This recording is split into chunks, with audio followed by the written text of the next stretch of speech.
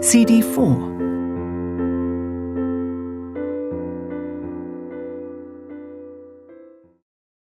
Chapter 15.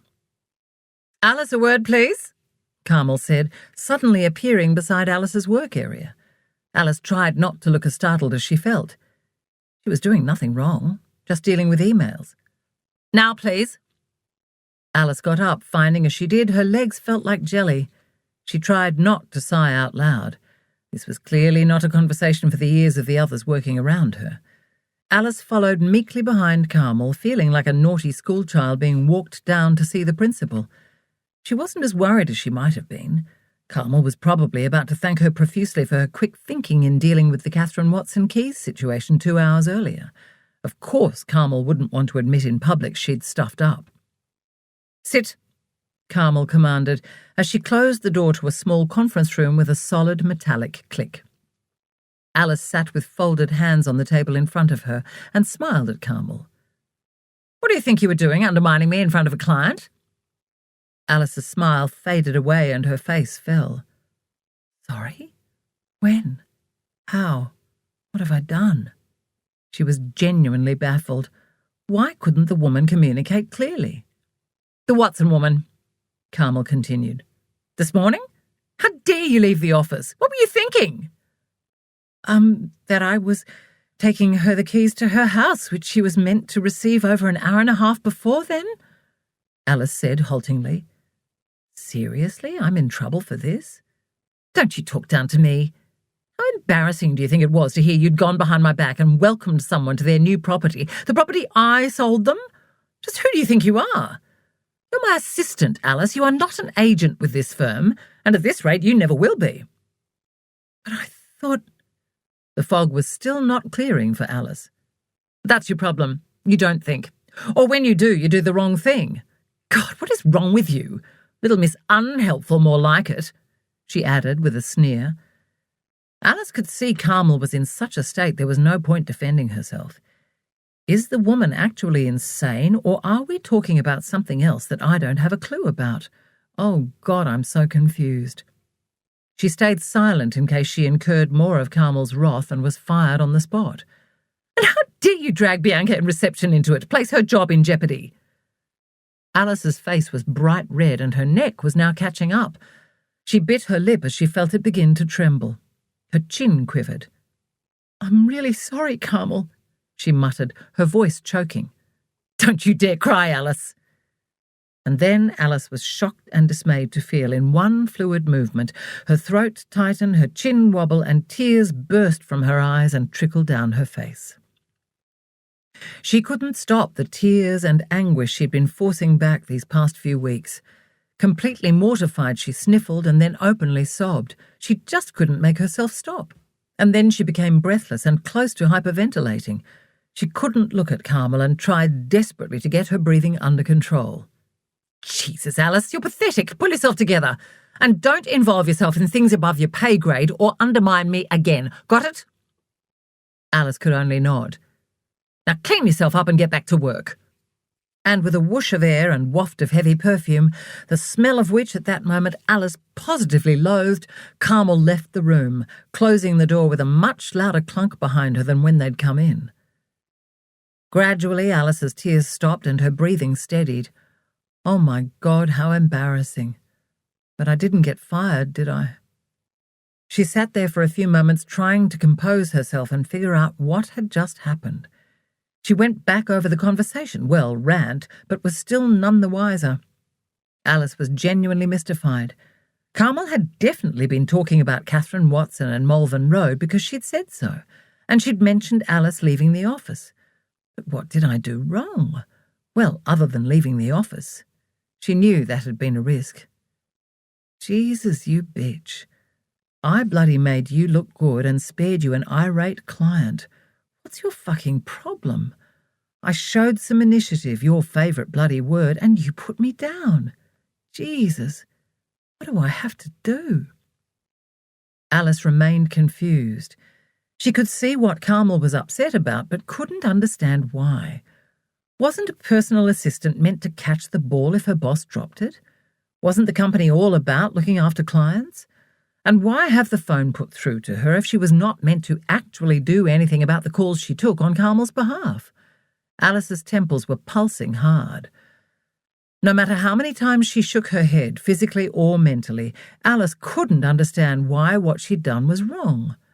One thing Carmel was right about, she thought, was she had to pull herself together, clean herself up, and get back to work.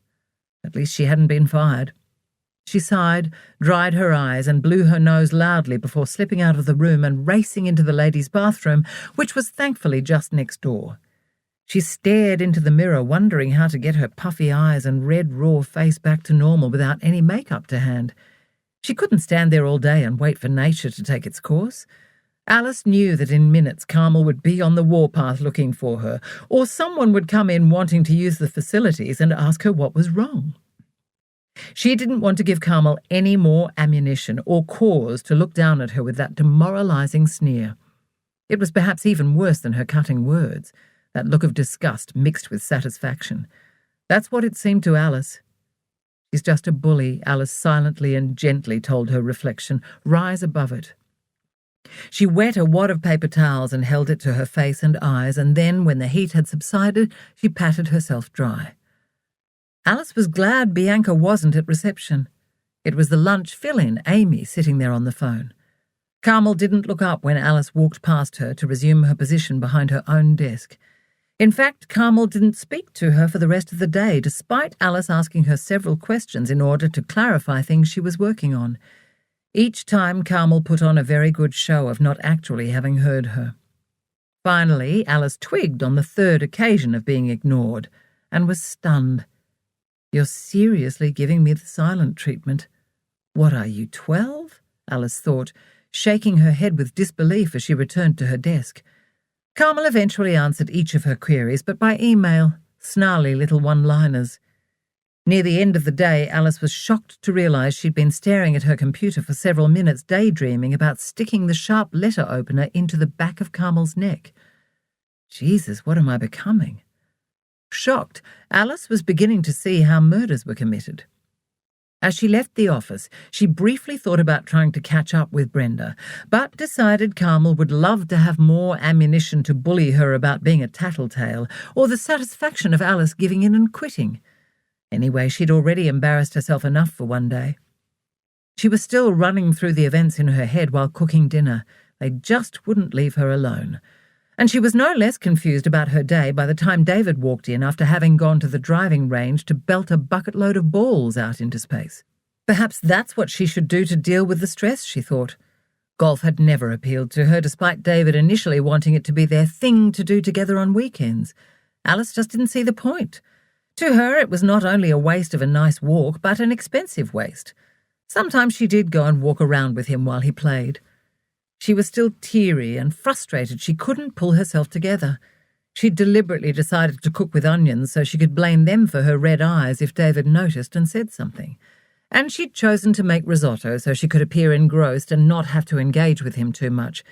She'd decided she was not going to tell him about her day. "I'm loving the new driver," he declared. "And my slice is improving," he said, sidling up to her while moving his arms in a swinging motion. "That's great," she said, managing a decent show of enthusiasm. "How was your day? Better?" "Yes, thanks, pretty good." "See, I told you, didn't I?" he said with pride. At that moment, Alice thought she might actually hate David. Instead of being startled by the thought, she just felt sad and lonely. "Thank goodness for you, Bill." She looked across at the little dog curled up in the bed nearby. As if reading her thoughts, he opened his eyes, looked up at her over his paws, and flapped his tail. Darling thing, she thought, hoping he'd pick that up too. She'd be a complete wreck if she didn't have him. Tears pricked again at the idea of life without him in it. "Hey, are you okay? Your eyes are red," David said, peering at her, frowning. "Onions," she said. "And allergies," she added for reinforcement. Though did anyone suffer hay fever this time of year? "Ah, yep, that'll do it," he said cheerfully. "Wine?" "No, thanks. I've got a bit of a headache." Chapter 16. On Friday morning, Alice sat on the couch after her shower and taking Bill for his walk. She was in her robe and would be running late for work if she didn't get dressed and leave in the next 7 minutes. But she could not make herself move. She stared into space, dazed, her brain empty. Alice thought she should be concerned that she felt so relaxed when ordinarily she'd be a ball of anxiety. She searched her body for aches and pains, something she could use as a reason to call in sick. She was past caring that she wouldn't be paid if she didn't go in, having not accrued enough leave yet. Thankfully, David wasn't there, trying to give one of his cajoling spiels, which she could only hope were well-meaning. He'd gone to the office early to be in on a conference call with one of the overseas officers. "Oh, Bill, what am I going to do?" she said to the dog sitting beside her with his head on her thigh. Bill snuggled closer, looked up adoringly at her and flapped his tail. Alice rubbed his soft, silky ears. "I've got to get organised and go. Carmel will be furious if I'm late." At the thought of Carmel, a shiver made its way from the back of her skull right down her spine, leaving an icy feeling in its wake. Tears erupted. She hugged her robe tighter to her, not so much against the cold, but to comfort her clenching insides. Her chest was so tight it hurt. Suddenly she couldn't breathe. If she didn't turn up, Carmel would have an absolute conniption. She really had better get going. But still Alice sat. She watched the digital clock on David's flash sound system in front of her click onto the time her last train left the station to get her to work by 8:45. She couldn't make herself care. Alice stared at her phone on the table in front of her. Dare she call in sick? Her pulse quickened as she picked the phone up. She turned it over in her hand. Who should she call, other than Carmel? She couldn't bear to hear her scorn, her criticism. What had the handbook said? Alice didn't have a clue. She could call Bianca on reception when 9 o'clock arrived. Brenda. She'd call Brenda from HR. Wasn't this within her job description? Probably not. Alice was a little ashamed at how gutless she was being. And then it dawned on her slowly like a bank of beautiful, thick, black clouds rolling in over the ocean onto land ahead of a storm. I never want to face Carmel again. Ever. And I don't have to. I'm going to quit. David, you can shove your patronising comments and disappointment up your arse. You don't know what it's like. Carmel, you won. Well done. Let me be a statistic. I no longer care.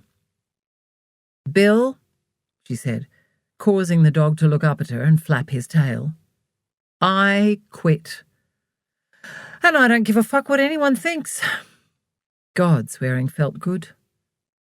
Yep, sometimes there was no better word than fuck. If only she'd told Carmel to fuck off. That might be her only regret about quitting like this. Alice turned the phone over and began to search for Brenda, HR. Her insides quivered, but this time more from nervous excitement than fear. God, am I really going to do this? Seriously? Yes. She dragged her finger across the green spot to dial. She took several quiet, deep breaths while waiting. A part of her wanted it to go to voicemail. She'd give her name and say, "I quit, tell Carmel she won, I'm not coming back," and then hang up. Her heart rate spiked as Brenda answered. Alice, hi. Is everything okay?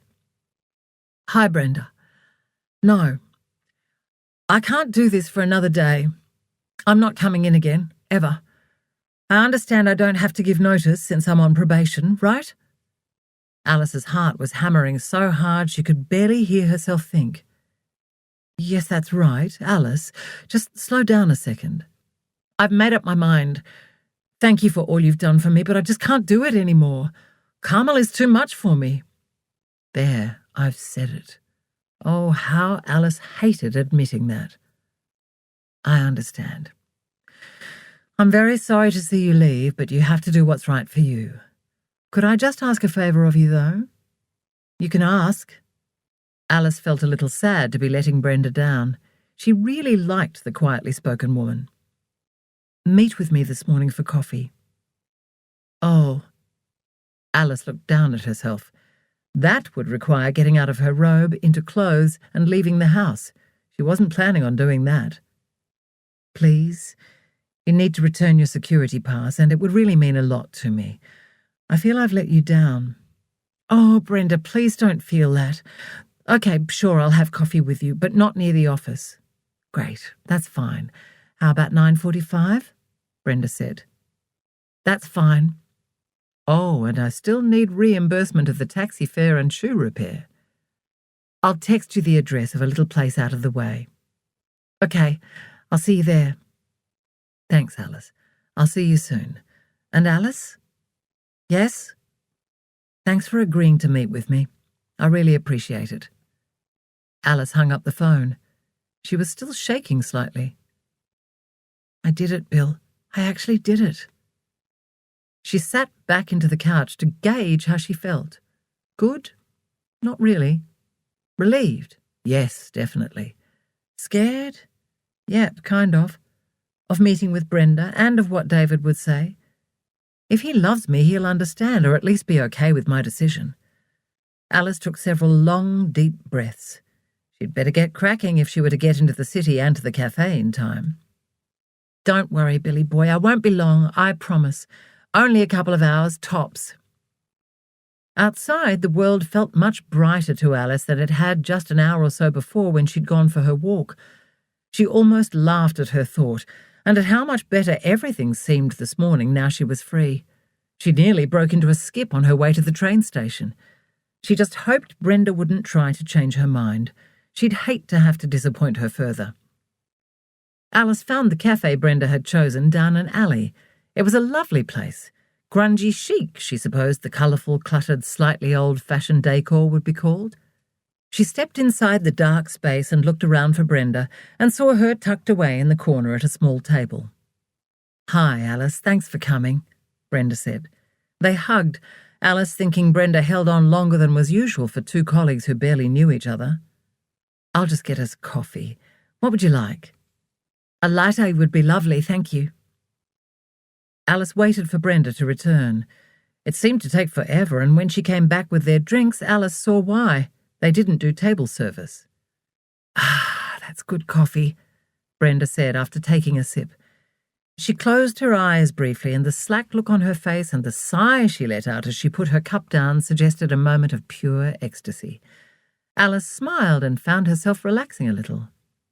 It certainly is." "Brenda, Alice," they said, speaking at once. "Sorry, you go," Brenda said quickly. "I just want to say I'm really sorry for letting you down and leaving the company in the lurch by leaving so suddenly. It's not me. Actually, I have not liked the person I've become recently. Once, I would never have considered being so unprofessional, but I just can't spend another second with Carmel, as pathetic as that sounds." "It's okay, Alice. I agree it's not ideal, but I do understand. You have to do what's right for you. At the end of the day, it is only a job. And as you were on probation, Gold, Taylor and Murphy could terminate you at any moment if they chose. It cuts both ways, so don't feel bad. Some things just aren't meant to be." "Thanks for saying that. I'm disappointed, though. I was so sure I'd... Oh, it doesn't matter now. Here's my pass before I forget," Alice said, handing over her security pass with the lanyard wrapped around it. "I don't ever want to go into that building again." "It's no trouble for me to hand it in. The other thing, and this is a little awkward, but I never got the $30 reimbursed from the shoe repair I picked up for Carmel that day of the meeting. Unfortunately, I don't have the receipt. I left it with the shoes on Carmel's desk at the time, so I now can't prove it. She denies she ever saw it." Alice cringed. God, she hated sounding like a dobber. "Right, I'm sure I can get payment sorted. $30? Brenda said, making a note in her phone. "Yes, thanks. Also, I'm so sorry to be loading all this onto you, but I had a $48 taxi fare too when the keys, yes, I heard about that." Alice coloured and looked down at the table in an effort to hide her embarrassment. "Oh, don't be embarrassed, Alice. Management was very impressed." Alice looked up, frowning. "Seriously? Well, not Carmel, probably. But the woman, Catherine Watson, I think it was, rang Paul, insisted on speaking with him to say how you saved the day." "Oh, that was nice of her. I have the taxi receipt," Alice said, opening her large wallet and fossicking through it. "Here." she said, handing it over. I just didn't know who to claim it from or how. I'll take care of it. I'll have both payments included in your final pay. Leave it with me. Right. Okay, I think that's all I needed to tell you about, Alice said. She was relieved to have it all out of the way and out of her head. For the first time in days, her brain was actually thinking clearly and logically. The fog was starting to lift. I'm sorry to unload that on you, but I've been so all over the place that I needed to deal with it before I forgot. Because after this, I don't ever want to give Gold, Taylor, and Murphy Real Estate another thought. Now that's me sorted. What did you want to see me about?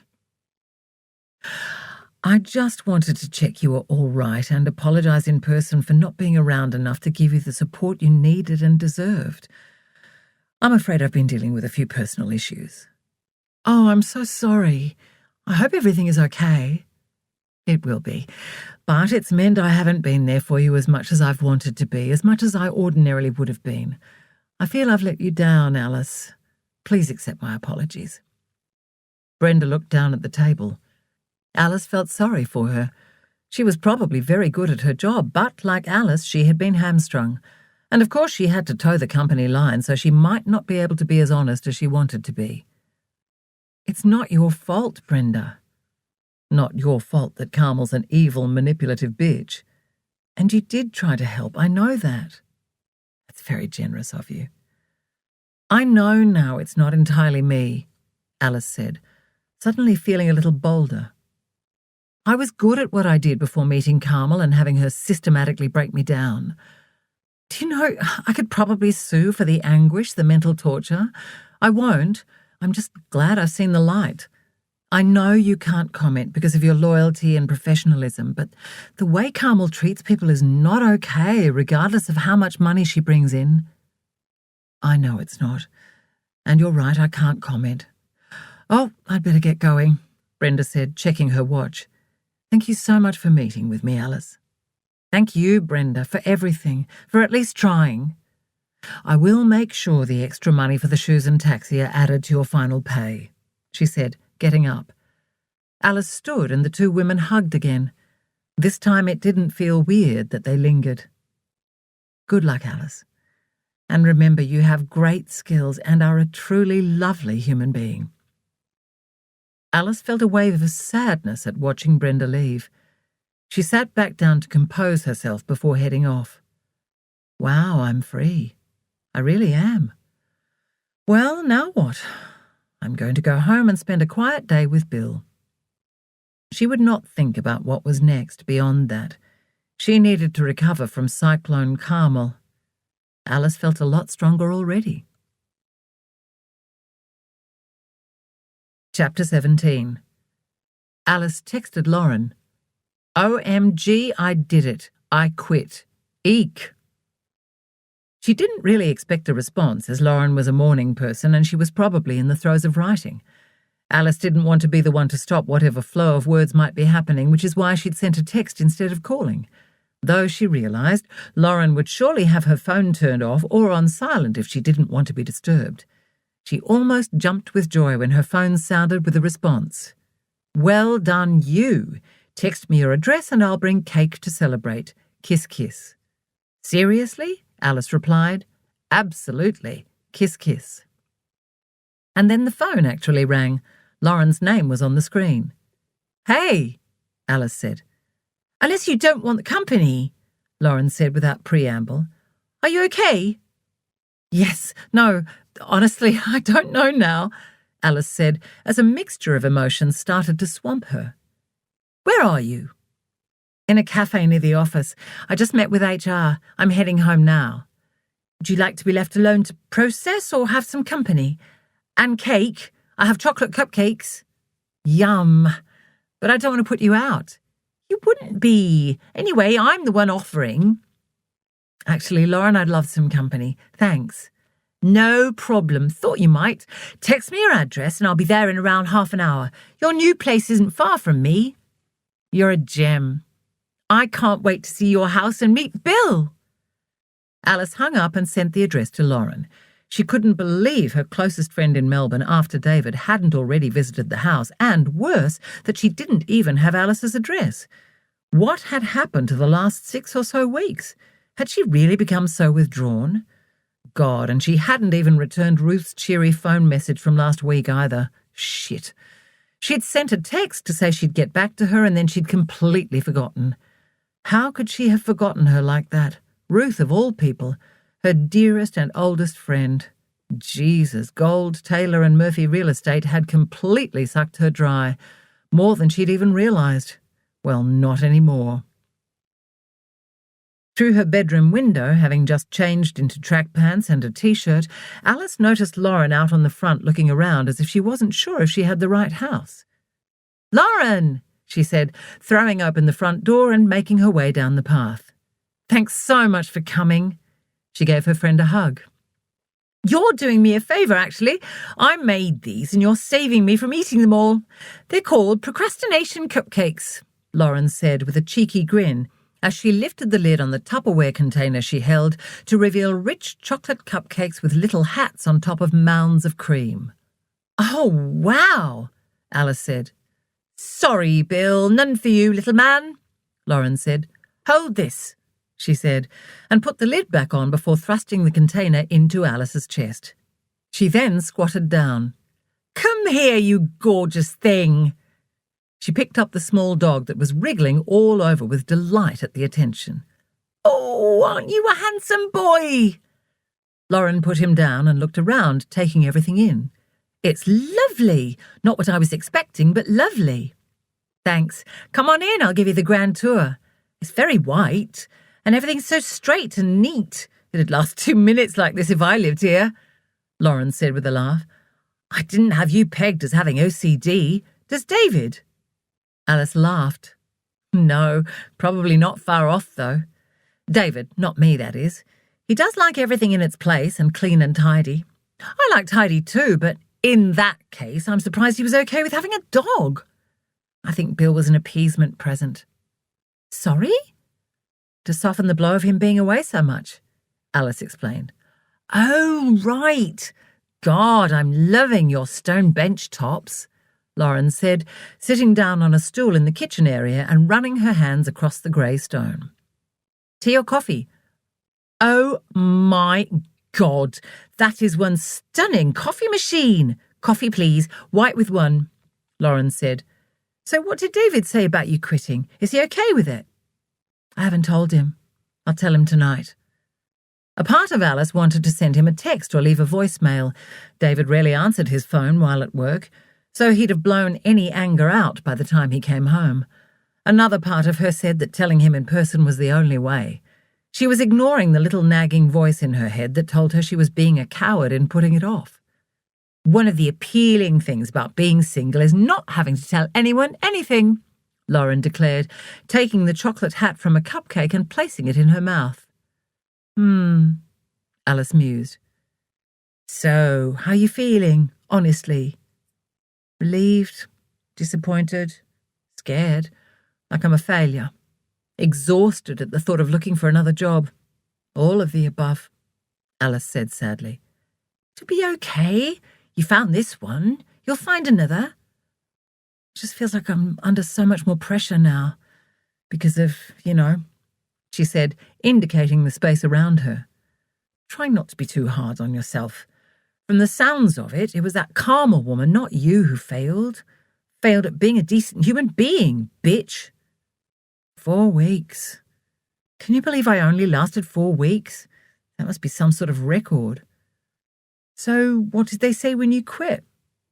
"Nothing, really. I rang Brenda from HR. She's great. I didn't need to give notice because of still being on probation." "That's good. And what did she say?"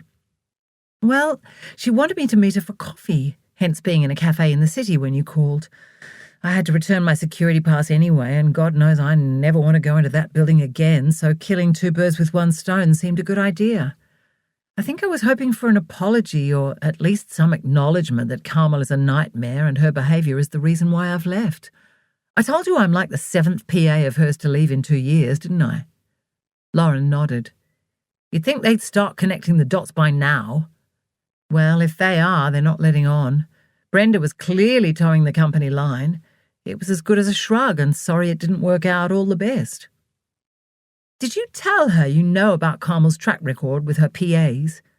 No, I didn't want to get anyone in trouble. It's so disappointing knowing that nothing will change. Well, money has the power. I really thought I'd found my place. I think I would have been good at real estate, Alice said sadly. To be honest, Alice, I think you'd have been too nice. Yeah, maybe you're right. Thanks so much for coming around. It means a lot. No worries. I just thought you might be feeling conflicted and lost. It's a big, brave thing you've done. Yeah, right, Alice scoffed. I ditched a job after only 4 weeks. But you had the courage to put your well-being first, to say, this is not okay, enough is enough.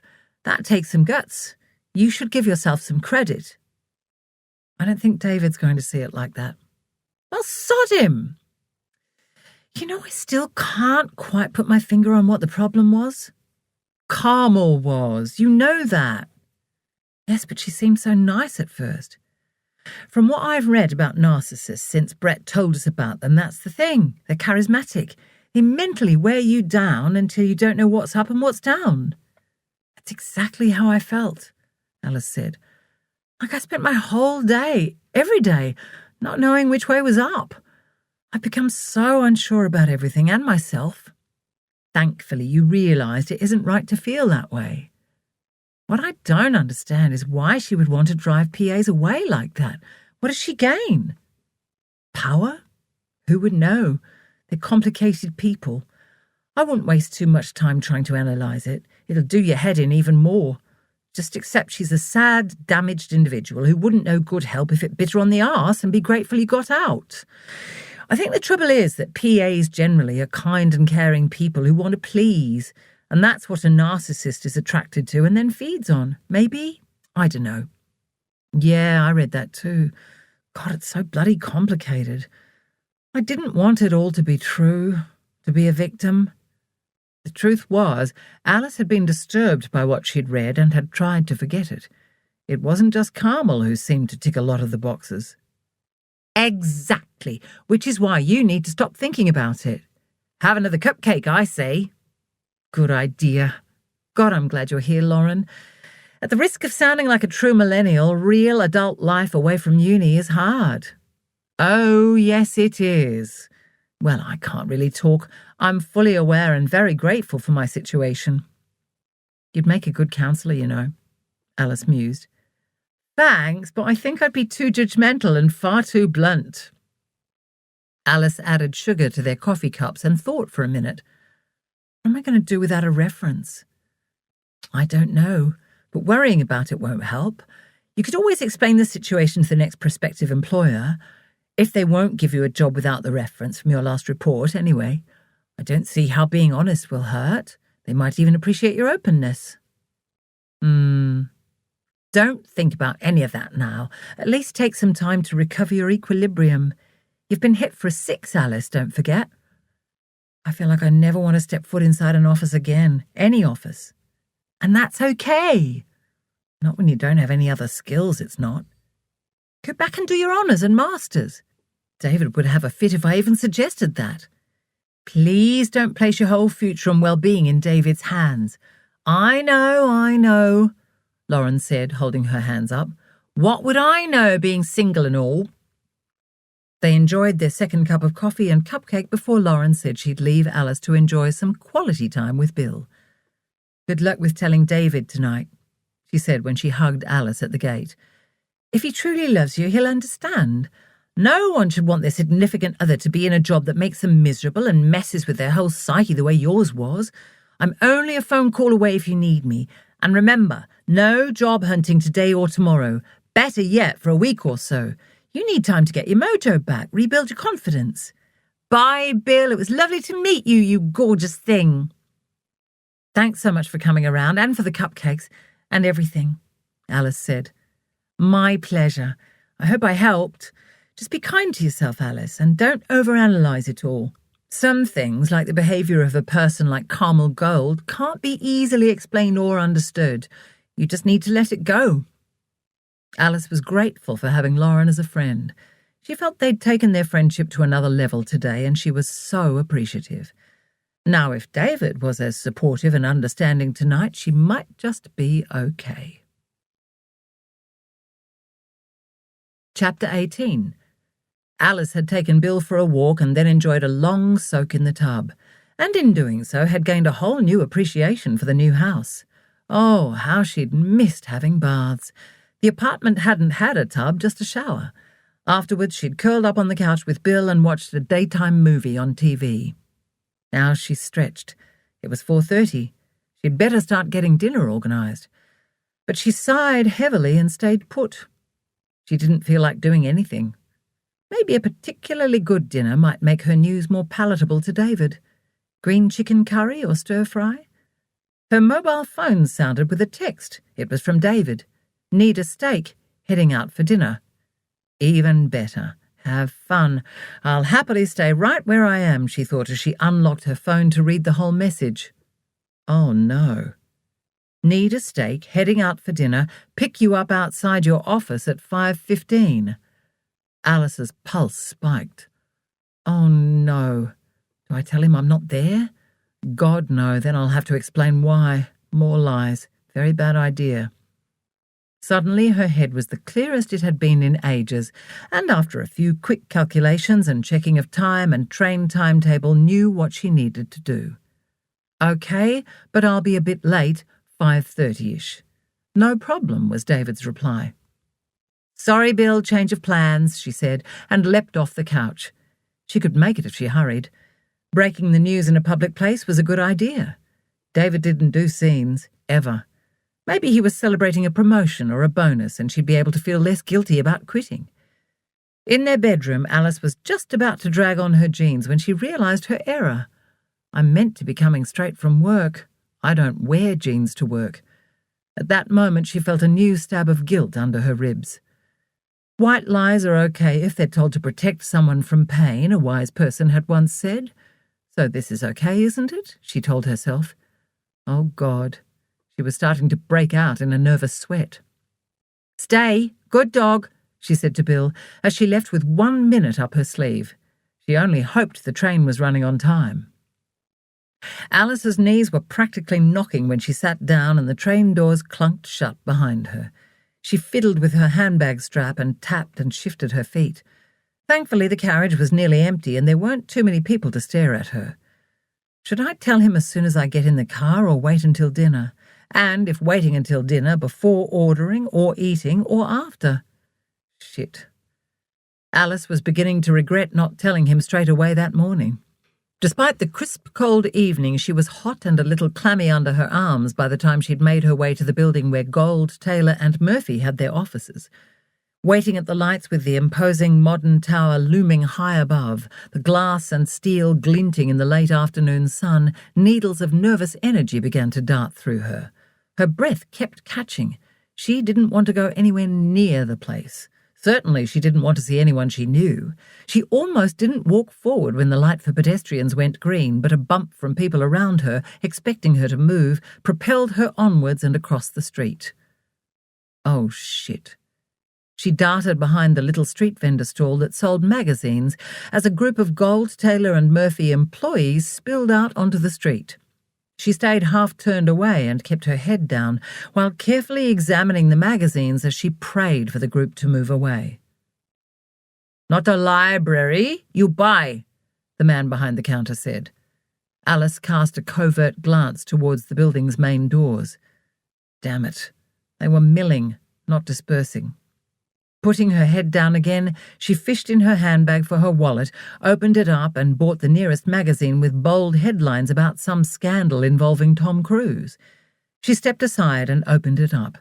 She just hoped David would pull up here ahead of the taxi rank and not park illegally right in front of the building and her previous co-workers. Not that she knew any of them all that well. Uh-oh. She'd just spied Pip and Jared coming out and joining the throng. She turned nervously at hearing a honk, but almost turned back when all she saw was a taxi pulling up. The back passenger door opened and she heard David call her name. She stuffed the magazine into her handbag as she leapt in beside him. She didn't know the two men who were with David in the car. "Hey," she said. "Tom, William, this is Alice." "Hi," Alice called as a general greeting and pulled her seatbelt on. Clearly David was planning a big night if he was leaving the car at work. Alice wasn't sure if this was better or worse for her situation. Ordinarily she hated drunkenness, but tonight it might actually help her. "Good day," David said as the cab pulled away from the curb, and Alice let out a slight sigh of relief that no one from the office seemed to have noticed her. "Yep, you?" "Not bad. The usual. You know, Tom and Will have flown in from Auckland." "Great. Welcome," she said. She was beginning to feel desperate to unload her news, to get it and whatever consequences came with it out of the way. But now she'd have to be in hostess mode, charming, friendly, and definitely not on edge like she currently was. Was it noticeable? Hopefully she just seemed a little tense after a big day, a big week. They joined the peak hour crawl through the city and then the amble along St Kilda Road. All the time David was pointing out things to the men, the National Gallery, places to visit and eat, landmarks of note. Were they clients or colleagues? Alice tried to remember if David had said. It didn't really matter either way. She couldn't say anything now. He would be mortified to learn news like this in front of others. While he projected a very together, polished facade, she wondered if he was actually quite insecure and fragile inside. A couple of times she'd been stunned to find him practically reduced to a bumbling little boy, usually the result of a bad golf hole or round, or when a project he was managing wasn't quite going to plan. "So, what do you do, Alice?" Will asked from the front seat, half turning around to look at her. Well, funny you should mention my work, she thought to say. Oh, the temptation. "There, look!" David cried, pointing before Alice could answer. Alice's PA to her. They're on the billboard. Carmel Gold, real estate agent extraordinaire. "Oh, wow," Will said. "Cool," Tom said. Alice groaned inwardly. Oh, if only she'd rung him that morning. Telling lies by omission or in whatever form was tying her in knots. She thought she might even be close to throwing up if she didn't keep her wits about her. She'd had 2 of Lauren's cupcakes for lunch and nothing else and was now regretting it. "She looks formidable," Will said. "Yeah, I bet she keeps you on your toes," Tom said. "Oh, you have no idea." "Yes, I've only been there a few," she said. "And she's training Alice up to be an agent," David said proudly. "Well, down the track a bit. I'm still on probation," Alice said, after swallowing down the rising bile. Walking into their favourite St Kilda restaurant, they were shown to a great table, which Alice took as a good sign. Hopefully the churning in her stomach would stop after a hearty meal. Oh, how she wished she was still home in her trackies on the couch with Bill. When they ordered quickly, Alice felt renewed hope that it wouldn't be a late night. But David had chosen to catch a cab, so no doubt he'd make the most of that decision. She was both relieved and disappointed to discover that Tom and Will were his colleagues. Relieved because it meant less pressure on her to impress them, and disappointed because David probably didn't need to either, and so he could let loose. Weighing it up, she decided it was probably better that they were his colleagues. Then she wouldn't be under the same scrutiny, from David as much as from the 2 men, that she would be if they were clients. Small mercies. Unfortunately, towards the end of the meal, as they were considering the dessert menu, someone suggested a round of shots. Alice cringed. She was already feeling queasy and tipsy thanks to her cupcake overdosing and the red wine during the main course. After much goading from the men and much resistance from her, Alice agreed to 1 round, instantly cursing her weakness in submitting to peer pressure. But in some dark part of her brain, she was hoping that by appearing to have a great night and heartily joining in, David might be more receptive to her news later. Or was she just finally unwinding, letting go of all the tension that had been consuming her? Usually she hardly drank more than a glass or 2 of wine with a meal. At least they didn't choose tequila. That would have seen Alice throw up for sure. She loved licorice, so the black sambuca went down well. And the second. Before she gave it too much thought, they'd all bought a round. Well, each put a round on their table's tab, presumably for the company credit card, and they were laughing with more uproar than was necessary at how black their lips were. Suddenly the men were telling stories about colleagues in common and project stuff-ups, laughing like they were the funniest stories they'd heard in decades. Getting bolder and bolder about things they'd told their previous bosses. Each man was bragging loudly, seemingly trying to outdo each other. Alice was happy to sit and listen. She was suddenly feeling very, very drunk. "Come on, Alice, surely you've got a horrible previous boss story," Tom said. "Alice has been out of the workforce for a while at uni, so she doesn't have a bad boss story," David said. "Actually," Alice said, and told them the story about the photocopier assault incident. "Wow," Tom said. "It's crazy," Will said, and the mood seemed to fall flat. "You should have taken that job. You might have been happier," David slurred. "She seems happy enough to me," Tom slurred and raised his glass to Alice with a wink and a smile. Alice smiled back. "Thanks, Tom." "Doesn't stop her complaining all the time, though, does it?" David said, and then rolled his head back. "Ha ha, David's the first one to go," Tom said, and cheered, and Will joined in. Then they promptly ordered another round. "Actually," Alice said, breaking into the silence, "you don't need to worry about me complaining anymore, David. I quit today." So there. How do you like that? That'll teach you for putting me down in front of your friends. For a split second she felt victorious, but in the next she felt awful. "Oh," Tom said. Good for you." "Yeah, go Alice," Will said with very little enthusiasm. Suddenly everyone seemed completely sober, except Alice. Her head was swimming, but perhaps that wasn't because of the alcohol. "You did what?" David said, straightening up, glaring at her. "Quit. I quit." "Fuck! Without discussing it with me?" "Well, you did say if I was really not happy, and I wasn't. I was miserable. Carmel Gold is a bitch." "Oh, I think that's our cue to leave," Will said, cringing. Out of the corner of her eye, Alice saw him signal a waiter. "Yep," Tom said. "Can we get the bill, please?" he asked the waiter who had come over. Jesus, David, say something. Alice wasn't sure if she'd said the words aloud or not. A part of her was glad her secret was out. Another part of her was alarmed by the look on David's face which she couldn't quite read. White-hot anger? Had she seen that expression before, she wondered as she searched her memory.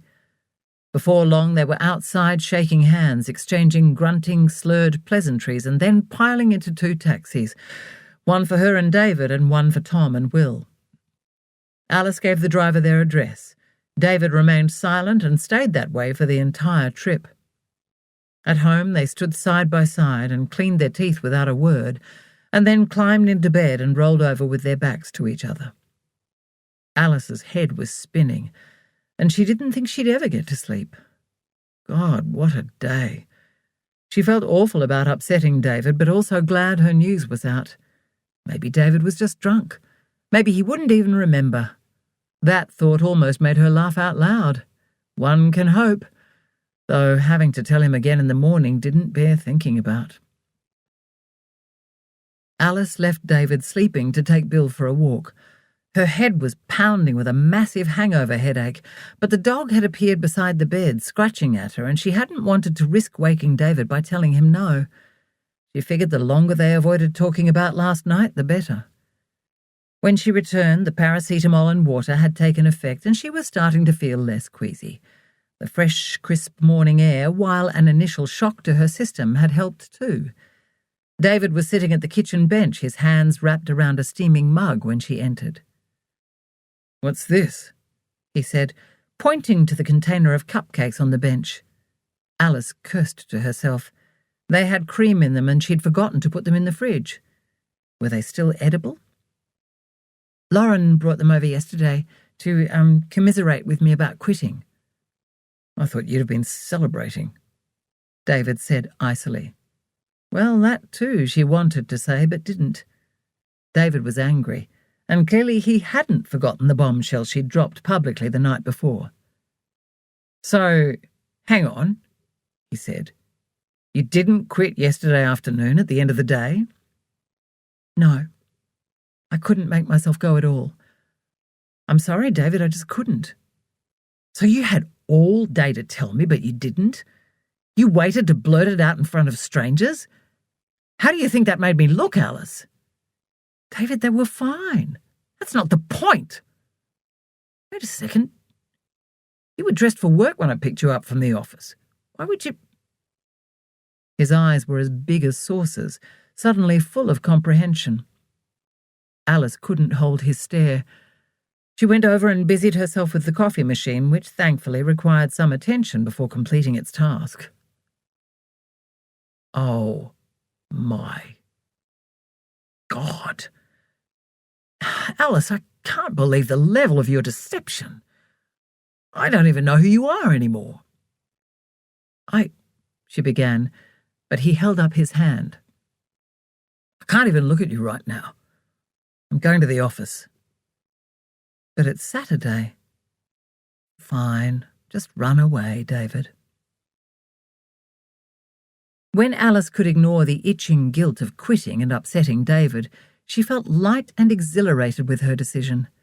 She was determined not to let David's scolding ruin her day.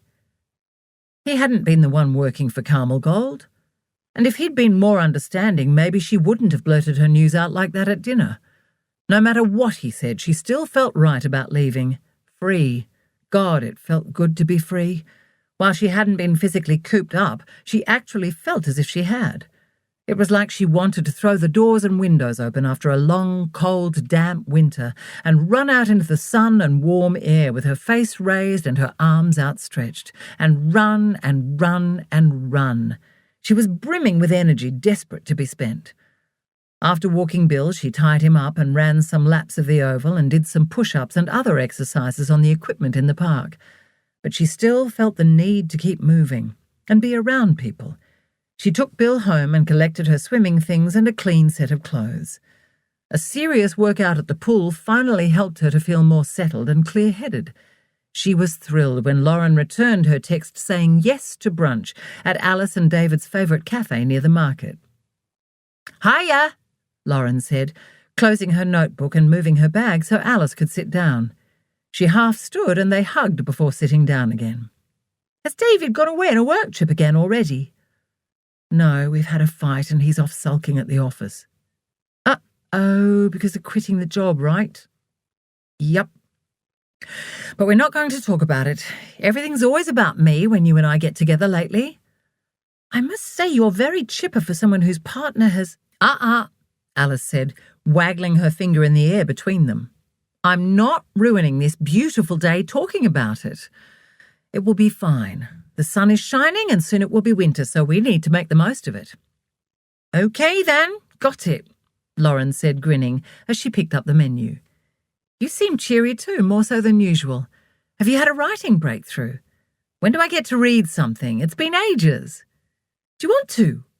"Of course." "Well, I'm a little chuffed with what I've just done, actually," Lauren said shyly. "It just came out." Alice admired the serene look on Lauren's face, the complete and utter contentment. "Here you are," she said, opening her notebook and pushing it across the table to Alice. "It's not very long. Please don't feel you have to show me. I'm cool, but don't feel you have to read it." Alice let out a laugh. "Listen to us dancing around. Lauren, I would absolutely love to read your piece. It would be a privilege, especially because I just know that one day you're going to be famous." "You're too sweet." "Well, I'm working on it. Tell you what, I'll go in order and you read. I can't bear to sit and watch you." "That's a good plan. I'm not keen on you hovering over me like a hawk either. Here," Alice said, fishing her wallet out and extracting some notes. "I'll have the eggs and bacon on sourdough, an OJ, and a latte." "Snap! Me too. Be back in a bit." Alice smiled as she watched Lauren practically skip her way to the counter, darting between the closely packed tables and other patrons. Then she started to read Lauren's story titled Day from Hell. From the first line, Alice felt herself being drawn into the plot, and the activity and noise in the cafe seeped far away into the background. She was gripped by the story of Matilda, a young woman walking down an alley after a late night out who had just heard footsteps behind her. Alice's heart raced along with Matilda's. She urged Matilda to get her mobile out of her bag, or better yet, a can of pepper spray or mini deodorant. Alice read on, a hand at her throat, fiddling with her necklace, a habit she had when reading and engrossed. As she read, she didn't even notice Lauren sit back down opposite her. Alice's heart almost stopped as Matilda turned the corner into a blind dead end, a high brick wall in front of her, leaving her nowhere to go. And then there were more footsteps, running. Alice was hearing everything she was reading on the page as clearly as if it were a movie. Suddenly a voice shouted, "Stop! Police! You're surrounded! Put the knife down!" There was a clatter of metal on cobblestone. "Jason Parks, you are under arrest for stalking." Alice didn't realise she was holding her breath until she let it out along with Matilda as she slumped into the arms of a burly police officer. She was safe after 2 years of fear. "You were really brave. It's over now," the officer said, letting her sob into his chest before gently easing her away. Alice felt tears of relief and sympathy for Matilda gathering in her eyes and quickly wiped them away. She looked up from the page and took a few moments to get her bearings. She'd been there with Matilda in that alley. She blinked a few times and took a couple of deep breaths. She glanced across at Lauren, who was clearly trying to not look at her. "Wow, Lauren, that was incredible. I was right there with her. I heard and felt everything. I'd swear it was a much longer piece," she said, flicking back the pages she hadn't remembered turning. "In a good way. It was so intense." "Thanks so much. I really appreciate you saying that." "Thank you for letting me read it. It really is fantastic. Are you going to send it out to a competition or a magazine or somewhere?" "No, it was just a writing exercise about fear." "Well, you nailed it. Look at me, I'm a wreck. My heart was racing and I started to sweat," Alice said, fanning her face with both hands. "Lucky it wasn't a sex scene," she said with a laugh, starting to feel a little self-conscious at how affected she'd become. "Oh, bless. I'm serious, Lauren. The whole world needs to experience your stories." "Well, I don't know about that." "Please don't hide your talent away and wait for an idea for a novel. You move people, Lauren. You're good, really good." "Thanks. I'll think about it," Lauren said, becoming visibly embarrassed. After brunch, they walked the aisles of the market and filled their shopping bags before saying goodbye. Still feeling upbeat from her time out with Lauren, Alice was cooking a rich, creamy chicken, mushroom and garlic pasta sauce for dinner. She would use the meal to try to make amends, and she hoped David would be in a better mood when he arrived home. "Fingers crossed the way to a man's heart really is through his stomach, Bill," she said to the dog lying in his bed nearby. "Hi, how was your day?" Alice said, half turning from the stove with spatula in hand when she heard David's footsteps behind her. There was silence. She turned back to the stove. She could hear him moving stuff around on the bench and then plugging his phone in to charge. "Dinner won't be long. Can you set the table? And feed Bill?" Again she was met with silence. David walked around her to dish out dry food for Bill and then get placemats and cutlery out and set the table. After that he sat down in silence. Alice quietly dished up their meals and joined him. She stared at David as he started eating without looking at her and without uttering a word. "David, are you seriously giving me the silent treatment? How bloody childish." "Well, I don't know what you want me to say," he said indignantly. "I don't know. How about talk to me?" "There seems no point discussing your employment. You've made your decision, which I might add you chose not to discuss with me." "Jesus, David, would you listen to yourself? I told you I couldn't do it for another day. And before that, I did discuss it. But you chose to be condescending or not hear me. Did you actually listen to me, David? I told you how I was feeling." "Come on, Alice, it was 4 weeks. It can't have been that bad. You were practically complaining from day one." I was discussing how I was feeling from day one, David. I was trying to work through it, make it work. Seriously, do you ever listen to me? Of course I listened to you. But Alice, you didn't give the job or Carmel a chance. You weren't there. Tears filled her eyes. It would be nice if you cared enough to offer a little sympathy. You don't have to agree, but as my partner, you should at least care when I'm upset or hurting. Of course I care, Alice. Don't be melodramatic. But let's get real here. You didn't really want the job. You don't want any job. You'd rather stay bludging at university. But you need to join the real world again. You've had your time to slack off and find yourself. I've carried you for long enough. I was genuinely excited about the job and the possibility of a career in real estate, remember? But what was the point? David had clearly made up his mind about how he wanted to remember things. Not everything is about big money, David. I've always earned something. And what about all the emotional support I provide? All the housework and other stuff I do to keep things going while you do all your travelling, putting the almighty company first? What do you think pays for this roof over your head? And the apartment before this? You can't live on air and dreams alone, Alice. Or emotional support, he added with a sneer. Alice was so flabbergasted and angry her tears stopped. Who are you, she thought. But of course she knew. She'd known all along. She'd just chosen to ignore that side of him and choose the path forward that looked so different from where she'd come from. What's really sad is that you'd have me stay in a job where I'm miserable, Alice said sadly. Of course I wouldn't. Stop being ridiculous, Alice. I just think you need to be a bit realistic. Full-time employment isn't like being at university.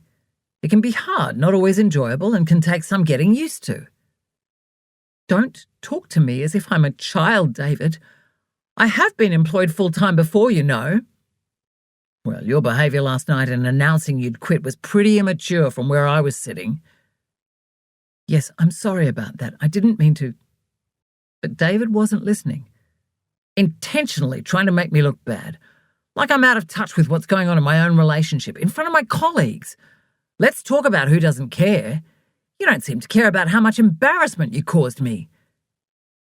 Jesus, David, not everything is about you. And if you listened to me, really listened, then maybe I wouldn't have had to shock you into feeling something. I feel something, Alice. Disappointment. In you and your petty behaviour. Actually, I'm going for a bike ride. I'll see you later. Alice stared, stunned, as he pushed himself back from the table and got up, tugged his phone away from the charging cable and strode down the hall. Having moved her food around her bowl and only managed to eat about half her meal, Alice put the leftovers in the fridge and tidied the kitchen. She felt sick with how things had gone with David and worried about him being out on the road in the dark in an angry, distracted state. Why couldn't he understand? She picked up her phone from the top of the bench and tapped out a text. I'm sorry. Please don't be angry with me. Heart, kiss, kiss. She sat nervously waiting, hoping for a reply, while aimlessly scrolling through her Facebook feed. When the reply came, she stared at it, her heart sinking even further. Home later. Just remember, Alice, I'm not the enemy. D. Not the enemy? What was that supposed to mean? Alice shook her head. Oh, well, at least he'd answered. Hopefully his rejection of her might be over soon. She should have known better than to hope for an olive branch. David never used terms of endearment or affection, and he never apologised. To the best of her knowledge, Alice hadn't ever heard the words I'm sorry pass David's lips. Chapter 19. On Sunday, David took himself off to play golf. Alice briefly considered going with him in an effort to placate his still frosty mood, but she'd decided she'd apologised enough for something she didn't think she should even have to apologise for. OK, sure, she really shouldn't have announced her news in the way she had, and she'd apologised for that, but if he listened to her, really listened and actually heard and understood, had some compassion, then she wouldn't have had to. Alice found herself trying to work out if David had always been so self-centered. Perhaps the gloss was just wearing off and they were settling into more of a companionship-type relationship. God, it's been 4 years. We're in our 30s, not our 60s. How would it be when they had kids? David definitely wanted kids. Alice knew that, though she wondered if it was more about appearing successful in another area of life. Great job, big house, nice car, and a couple of kids. Alice thought she could take or leave having a family, but if she was going to do it, she wanted to be married first. And David had said he didn't believe in marriage because he was an atheist. Alice wasn't religious, but she liked and respected tradition. So they'd been at a stalemate and hadn't discussed it for the last year or so. She didn't mind not having to make a decision about having children. She'd been focused on her studies. Perhaps if she reconsidered her stance, she wouldn't have to look for a job. Alice felt a little ashamed. She bit her lip. So much for being a feminist and a strong, independent woman. Her phone rang and she was pleased to see Lauren's name on the screen. She sometimes still felt her heart contract ever so briefly at the thought it might be Carmel before realising it wouldn't be. "Hi, Lauren, how's things?" "Hey, Alice. I just wanted to check everything was okay now with David. I sensed it was maybe worse than you were making out. Can you talk or should I call back another time?" "No, now's good." "Oh, Lauren, I'm so glad to hear your voice. David's still furious with me, though I can't entirely blame him. I was an idiot blurting out in public that I'd quit. I didn't mean to, it just happened. He's still barely speaking to me." "Oh, no, that's not good. You'd better start from the beginning." "Are you sure you can be bothered listening to my woes?" "Of course. I rang because I was worried about you." "That's so lovely of you," Alice said. "So," she began. "Wow," Lauren said when she'd finished. "Can see why David reacted the way he did." "I know. I was completely out of line in the restaurant, and I put my hand up to that. But seriously, he just won't let it go. I'm sorry I put you in that position by leaving the cupcakes." "Don't be silly. It's not your fault. And I shouldn't have left them out on the bench anyway. I'm still annoyed that he seems more interested in me having a job than actually being happy. And of course that I dared not to discuss it with him first before I left my job. But I did. Well, not in so many words. Well, not in any words," Alice conceded with a sigh. "But I did discuss being unhappy there and why. And he did say if I wasn't happy to leave, which I now know was reverse psychology or passive aggression or whatever. Anyway, enough of all that. So here I am job hunting online. Did you know that even to wash dishes in a pub kitchen you have to have experience? Same with a job in a factory. I'm doomed. Why would you be looking at those sorts of jobs?" "Well, there's still nothing remotely related to my history degree." "So? You're also a highly prized admin, Wes." "Yeah, right. Thanks for the vote of confidence, but we both know the truth about my situation." "You can't rearrange your whole life based on your experience with Carmel bloody Gold. I think it's safe to say that was unusual, and you'll find a way around the reference problem. What I didn't tell you about Friday, Lauren, was that I was scared to go too close to the building where I worked, and I hid from my old colleagues. I'm not joking. I was shaking and sweating, probably terrified. Thank goodness they didn't see me. How bloody embarrassing. It was completely irrational behaviour. Not from where I'm sitting. Alice, you're probably suffering from mild PTSD. Don't be ridiculous. It's not like I've been to war or in an accident or watched someone die or anything. I'm being serious. To your well-educated academic mind, it might seem a relatively minor and short-term ordeal, but it's really hit you hard and deep. You've said that. Remember how you said you felt your world had been turned upside down and you couldn't think straight? And the nightmares. Alice, benign experiences don't give you nightmares. But isn't that just the brain or subconscious or whatever processing things, feelings, what went on that day? That's dreams. I'm sure nightmares aren't normal and certainly aren't good. I had another one last night. I was trapped in the corner of a room with Carmel standing over me, yelling. I couldn't make out what I was in trouble for, and I couldn't get away from her. It was so real. I woke up sweating and wondering where I was. Oh, Alice, where was David? What did he say? He was still up watching TV in the lounge. I didn't tell him. I'm sure the experience is just working its way through my system and I'll be fine in a few days. I hope you're right. If it continues, it might be a good idea to see someone about it. What, like a shrink? A professional counsellor of some sort? Yes. Then David really will call me a drama queen. Oh, God, can you imagine? Alice, don't dismiss it too quickly. If it's going to interfere with your life going forward, then it would be a good idea to talk to someone and work through it. You'd always have me, of course, but a different, neutral perspective might be useful too. Lauren? Yes? I'm sensing you knew how David would react. That's why you called, isn't it? You said you were worried about me. I had a feeling. Don't tell me you're psychic, Lauren. You've never even met him, have you? I'm not psychic, but I'd had my suspicions that he's a bit of a control freak. Just things you said along the way. And remember, he's been to all 3 of our Christmas dinners, so I've actually met him a few times and seen you two interact. Oh, that's right, of course you have. Yeah, I guess that's a fair description of him. And seeing your house on Friday sort of confirmed it. Because he's a neat-nick bordering on obsessive? I can see how you came to that conclusion, Alice said. It wasn't just that. Oh, what else? Alice, have you ever noticed that in all the photos of the 2 of you on display in your place, he is always standing behind you with his hands on your shoulders? Really?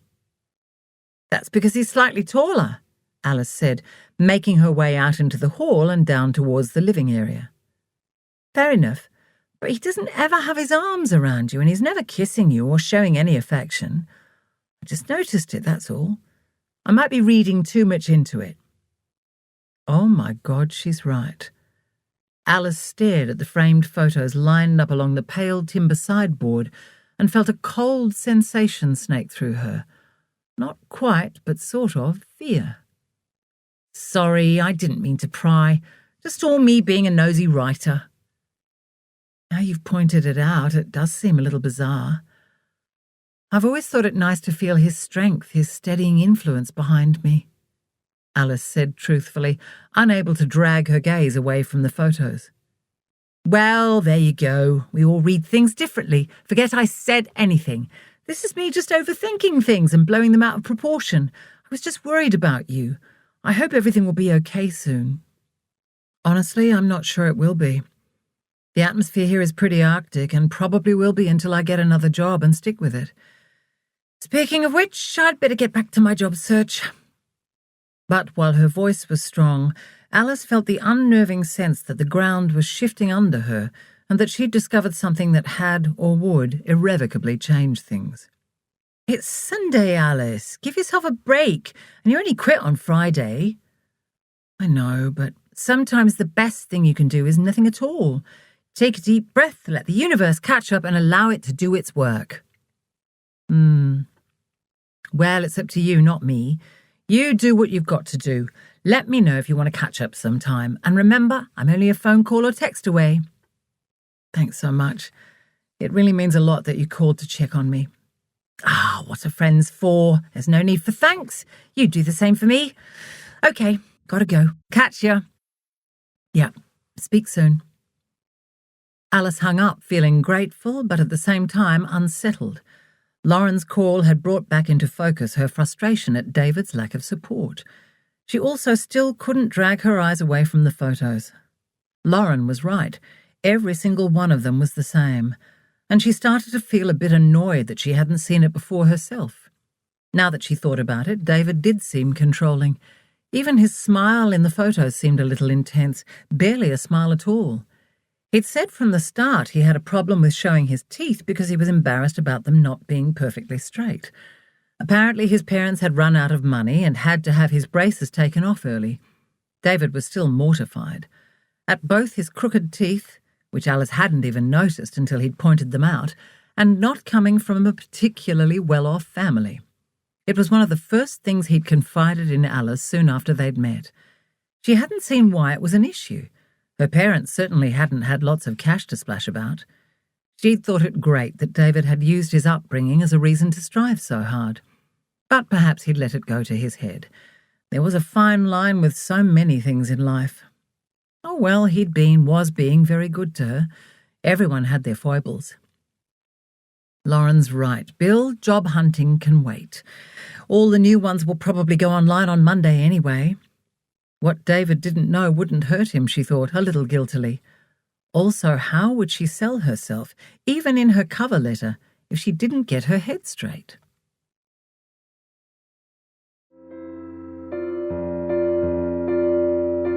This is the end of CD 4. The book continues on CD 5.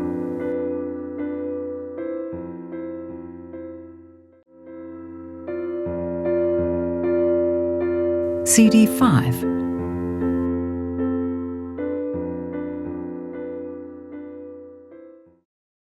Chapter 20.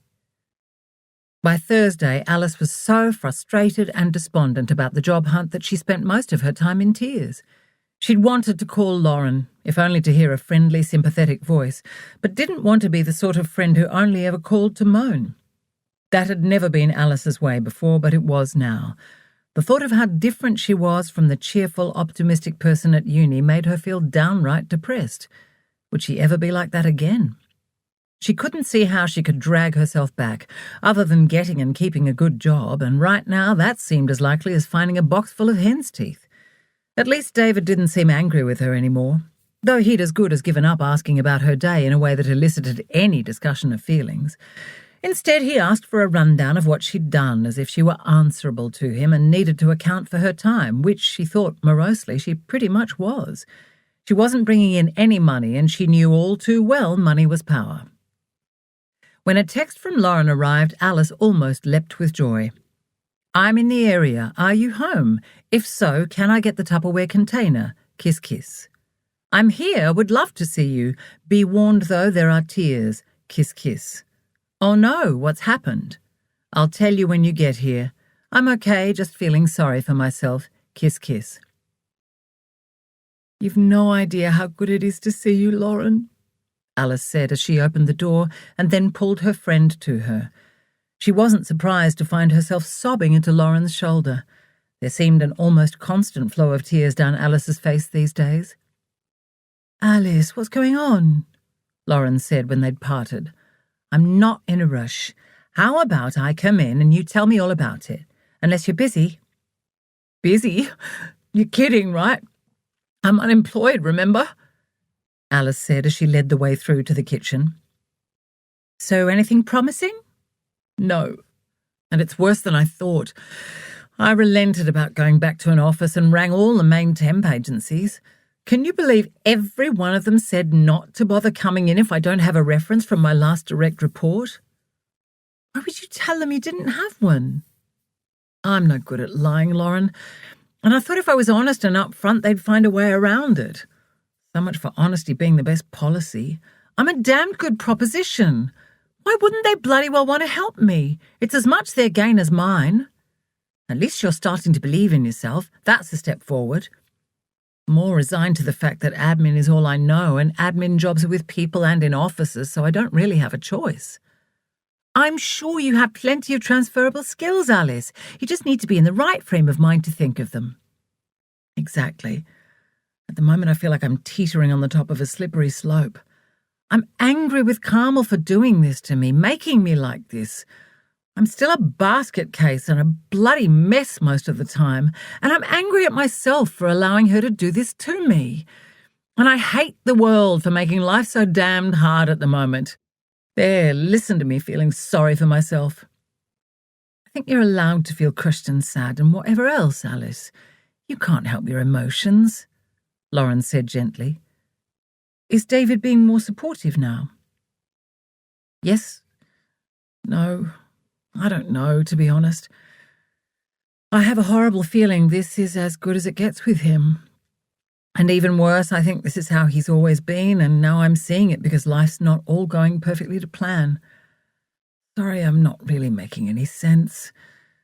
That seems to be me these days. I'm still all over the bloody place. I think David's always been the same. Unemotional and only supportive in his own black and white way. He's not being unkind. He's being David. Oh, I don't know, I can't explain it, but I don't think it's personal, towards me, that is. So you think perhaps he had everything mapped out, and because he's so ordered, he's not responding well to things not working out as planned? Yes, that might be part of it. But he's always saying that if something doesn't work, you find a way around it. He's always going on about solutions and thinking outside the box. Maybe that's what he wants to believe, but it isn't working like that. Sorry? I'm not following. You know how people often have mantras? Well, sometimes I think those mantras are for things they want to achieve, be, not where they currently are. Oh, I see. I think. Kind of like wishful thinking? Exactly. Insecure people project feelings onto other people. Sorry if I'm overstepping, but in my mind he's showing some insecurity in the way he's reacted to you quitting. And there's a need to control you to a certain extent. What I'm saying is that while you think he seems disappointed in you, I think he's more likely to be disappointed in himself for some reason. It's called projection. He's probably annoyed with himself for choosing a partner who's not driven to be successful in the corporate world like he is. Don't get me wrong, I'd love to be rich, not have to worry about money, but I see what it does to him and some of our friends, and honestly, I'm not sure that's what I want for myself. I thought I did, but with the big salaries you seem to lose your soul to a bit, don't you? Maybe. I'm sure there are good companies out there. Alice, don't let one experience change your whole perspective. Honestly, I don't know what to think anymore, but I'm sure I'm not living up to David's expectations. I don't like that you're giving him so much power over you. You're your own person. You're the only one whose expectations you have to meet. I'm not sure being in a committed partnership works quite like that. Lauren, I'm so confused and lost. At that moment, Alice's mobile phone began to ring. Oh, she said, picking it up and seeing Mum Mobile on the screen. That's odd. Why is she ringing me when I should be at work? She said. Hi, Mum, what's up? I thought you weren't meant to answer your phone to personal calls at work. I was going to leave a voicemail message. Alice cringed. She was being far too sensitive, but everything her mother said sounded like a rebuke. Well, I don't have long. What's up? She repeated. I just thought you should know Ruth Stanley died. A sudden heart attack, apparently. Oh, no. Alice's heart clenched painfully. Her chin wobbled and tears began to stream down her face. When's the funeral? Tuesday. What time? 2:00. But you won't be able to make it if you're working. Surely not. I can see if they'll give me time off, Alice said, cursing the utterance of yet another lie, and in front of Lauren. Oh, I'd have thought you wouldn't have been there long enough. Well, it is a funeral. Yes, but Ruth wasn't family, was she? Maybe not to you. Suddenly Alice was desperate to get off the phone and give in to the sobbing that was lodged tight in her throat. Look, Mum, I need to go. I'll talk to you later. Well, let me know if you decide to come and need picking up from the plane. Okay, thanks for ringing and letting me know. Alice hung up and sat staring at the phone in her hand. Oh my God, Ruth. No. What? What's happened? Lauren asked. Alice looked at Lauren, her brow furrowed and her bottom lip quivering. God, Alice, what's happened? You're scaring me. One of my really special friends back at home had a heart attack. She died. Oh no, I'm so sorry, Lauren said, holding out her arms. Oh God, Alice said, crumpling into Lauren's embrace. She was there for me when my marriage ended, when my family wasn't. You know, I probably would never have had the courage to leave Hope Springs if it hadn't been for Ruth. I feel so bad that I haven't kept in touch more these past couple of years, especially in recent months. Well, it's hard with distance.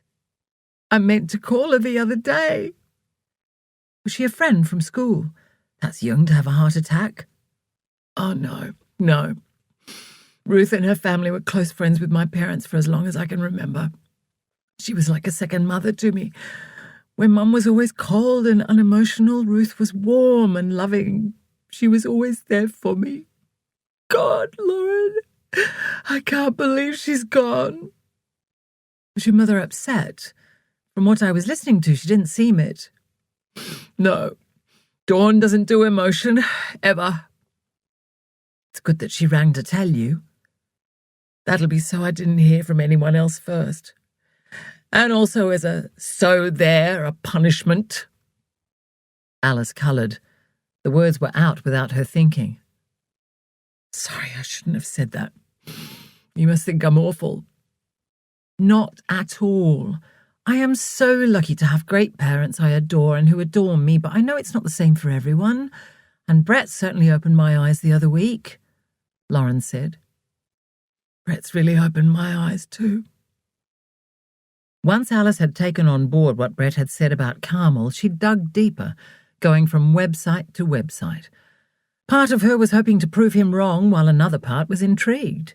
She felt like jigsaw puzzle pieces in her life were finally falling into place. The internet was full of the subject. She wished she'd been surprised or horrified to discover she might have been born to a narcissist, but thought deep down she'd probably always known. She'd just never had the name for it. She'd always known that in her mother's eyes her sister Olivia was the golden child, but it seemed Alice might be what was called a scapegoat within the narcissistic family dynamic. Coming to this realization made so much about her and her upbringing make sense.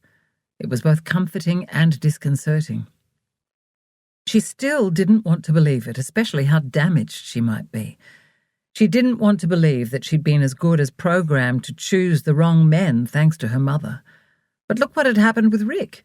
David was so different and their relationship was nothing like what she and Rick had had. Was it? She mentally shook her thoughts aside. What he said about his family rings so true for me too, the more I think about it, Alice said. I've also been doing a heap of digging online and stumbled on this great site about the daughters of narcissistic mothers. I didn't want it to be true. I just thought Mum didn't like me, not that she might actually have some sort of disorder. I've never felt that I could do anything right in her eyes, no matter what I did or how hard I tried. She's always been a bully, but of course no one else ever saw it. She was like Carmel, bullying and competitive. Alice shuddered at the memory of her time with Carmel and how similar her own mother was in personality to the horrible woman. Anyway, Mum always had a problem with my friendship with Ruth. You reckon David's insecure, Alice said. He's got nothing on my mother. For years, Ruth and I had to pretend we didn't speak to each other quite so often because Mum would get all miffed about it. I'm sure Ruth would have understood if you were so close for years and she knew your mum well, so don't be too hard on yourself. Are you going to go to the funeral? Yes, I really want to be there. But God, I'm not very good at spontaneity. It's only on Tuesday. Alice's head began to spin with trying to start making plans. Do you mind if I call David? Of course not. Actually, I'll go so you can focus on the arrangements, she said, picking up her bag and the plastic container. No, don't. He probably won't even answer. Actually, I'll email him. Alice quickly tapped out her message. Hi, David. Mum just rang to say Ruth Stanley died this morning. You remember Ruth? It was Ruth and Thomas's house where we had Mum's birthday last year. Anyway, the funeral is in Hope Springs at 2 p.m. on Tuesday, and I really want to be there. Can I please book flights using FF points? Thanks, Alice. Kiss, kiss. Alice cringed a little at the bluntness and presumptuousness of her message. But maybe Lauren was right, and she had been letting David have too much power.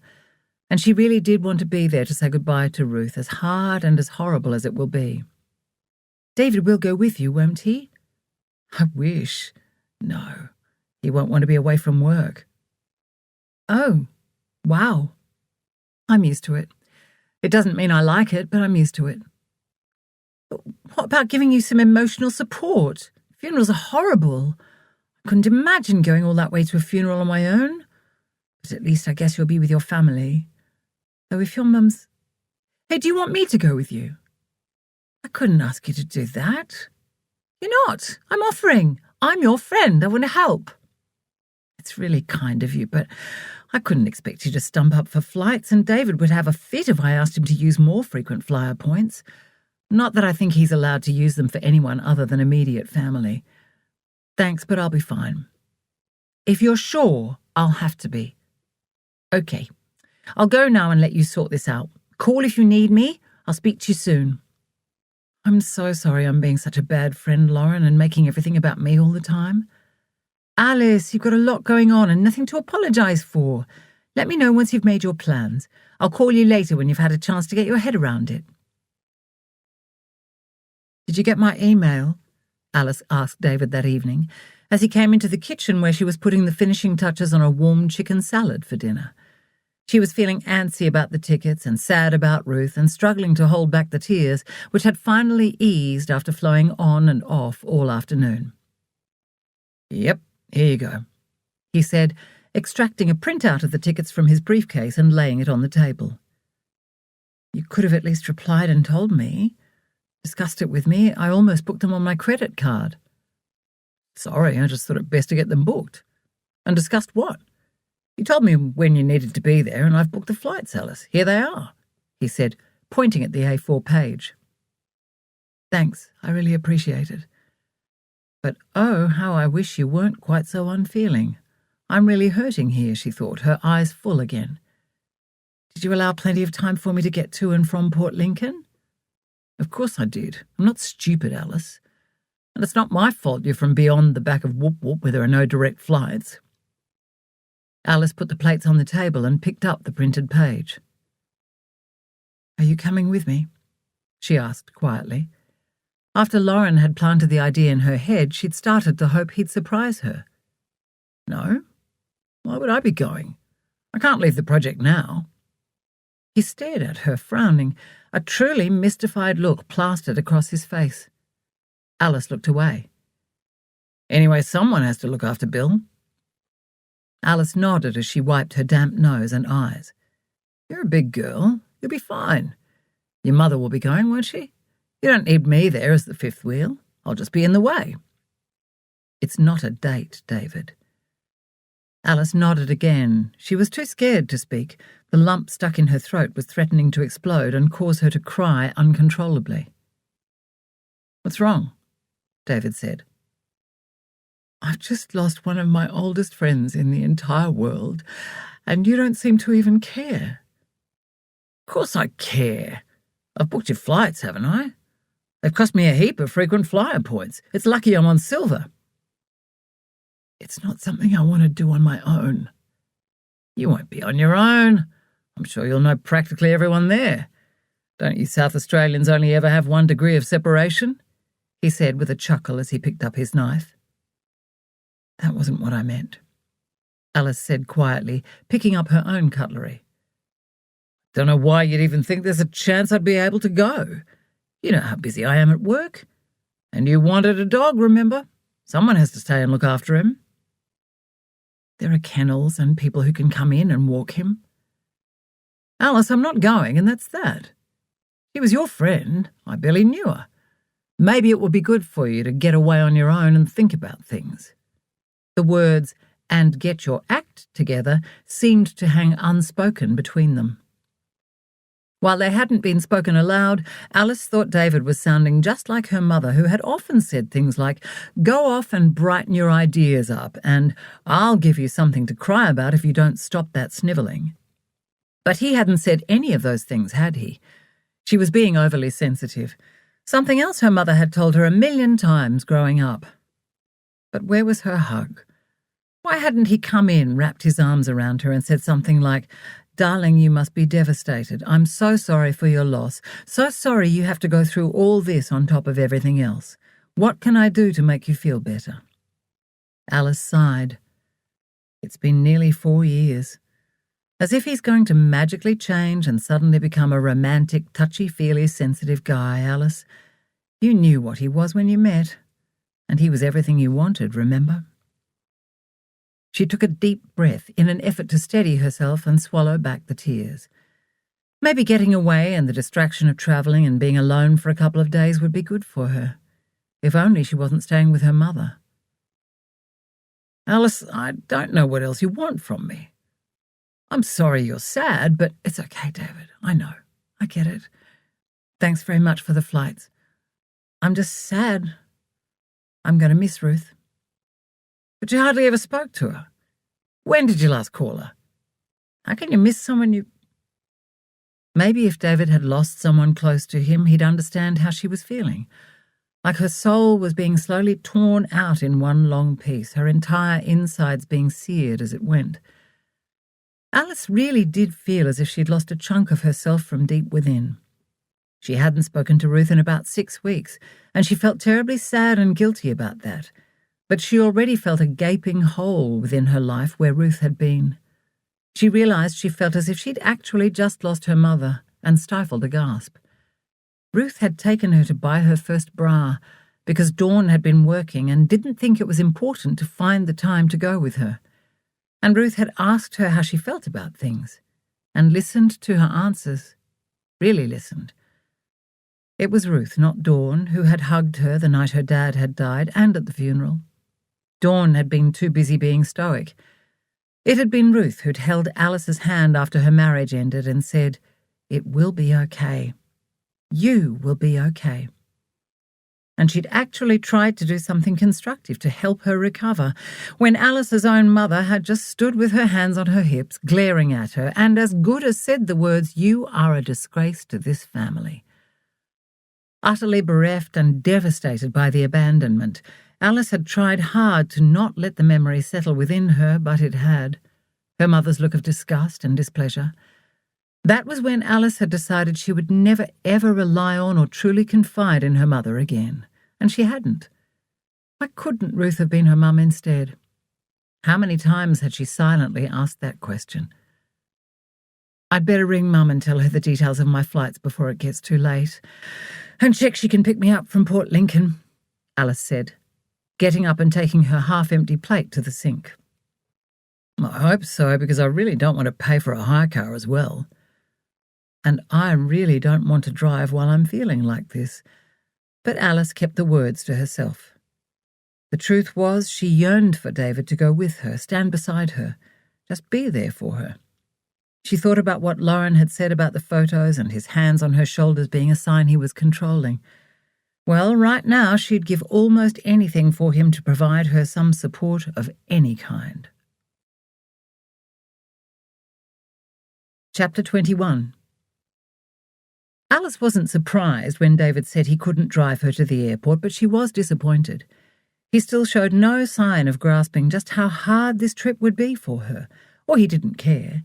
She tried not to dwell on that thought. He had already left for work when Alice did a quick mental inventory before wheeling her case outside. Seeing Bill lying down in the passage with the "please don't leave me" look he'd perfected almost made Alice fall apart completely. She was barely holding herself together as it was. For the first time she wished there hadn't been any flights available. Thankfully she'd only be away for a night and 2 days. Alice reminded herself she was always anxious when she travelled. Ordinarily she was stressed, but today she was completely frazzled. At the airport she printed out her boarding pass and made it through security without any dramas and relaxed. She let out a sigh of relief and paused to gather her thoughts and figure out if the Qantas Club lounge was to her left or right. She couldn't remember. In the past she'd always just followed David. Uh-oh. Without him I don't have access. Damn. She'd been counting on sitting in a quiet place to settle her nerves. Alice checked her gate number and its whereabouts before browsing the books in the news agency. When she couldn't settle on a title, she moved on to the coffee stand and bought a latte. She had plenty of time for aimless wandering. In her current state, she'd never settle enough to read anyway. She'd been like this practically since she'd started at Gold, Taylor and Murphy. When would she be normal again? Alice told herself that even without the Carmel experience, she'd be a nervous, distressed mess today. After all, she was heading back to the place she'd practically fled from 4 years ago. Added to that was the fact she would not be having a fortifying cuppa with Ruth when she got there, but had to adjust to never seeing her friend again. She sat down and thought of how Lauren always said she loved airports, especially wondering where the other travellers had come from, where they were going, and making up stories about them in her head. 10 minutes later, Alice had finished her coffee and was restless and bored with waiting and looking for something to do with her hands other than scrolling through Facebook on her phone. She kept going back to the websites on narcissism she'd found too, which probably wasn't healthy. Or maybe it was. She was learning a lot. So back to the bookstore she went, if only to kill some more time and find a prop to keep her hands busy. After standing in front of the shelves deliberating for longer than seemed normal, Alice picked up a novel with a pretty floral cover, figuring it must be by a good author, or at least popular, if the store was expecting to sell as many as the large pile suggested.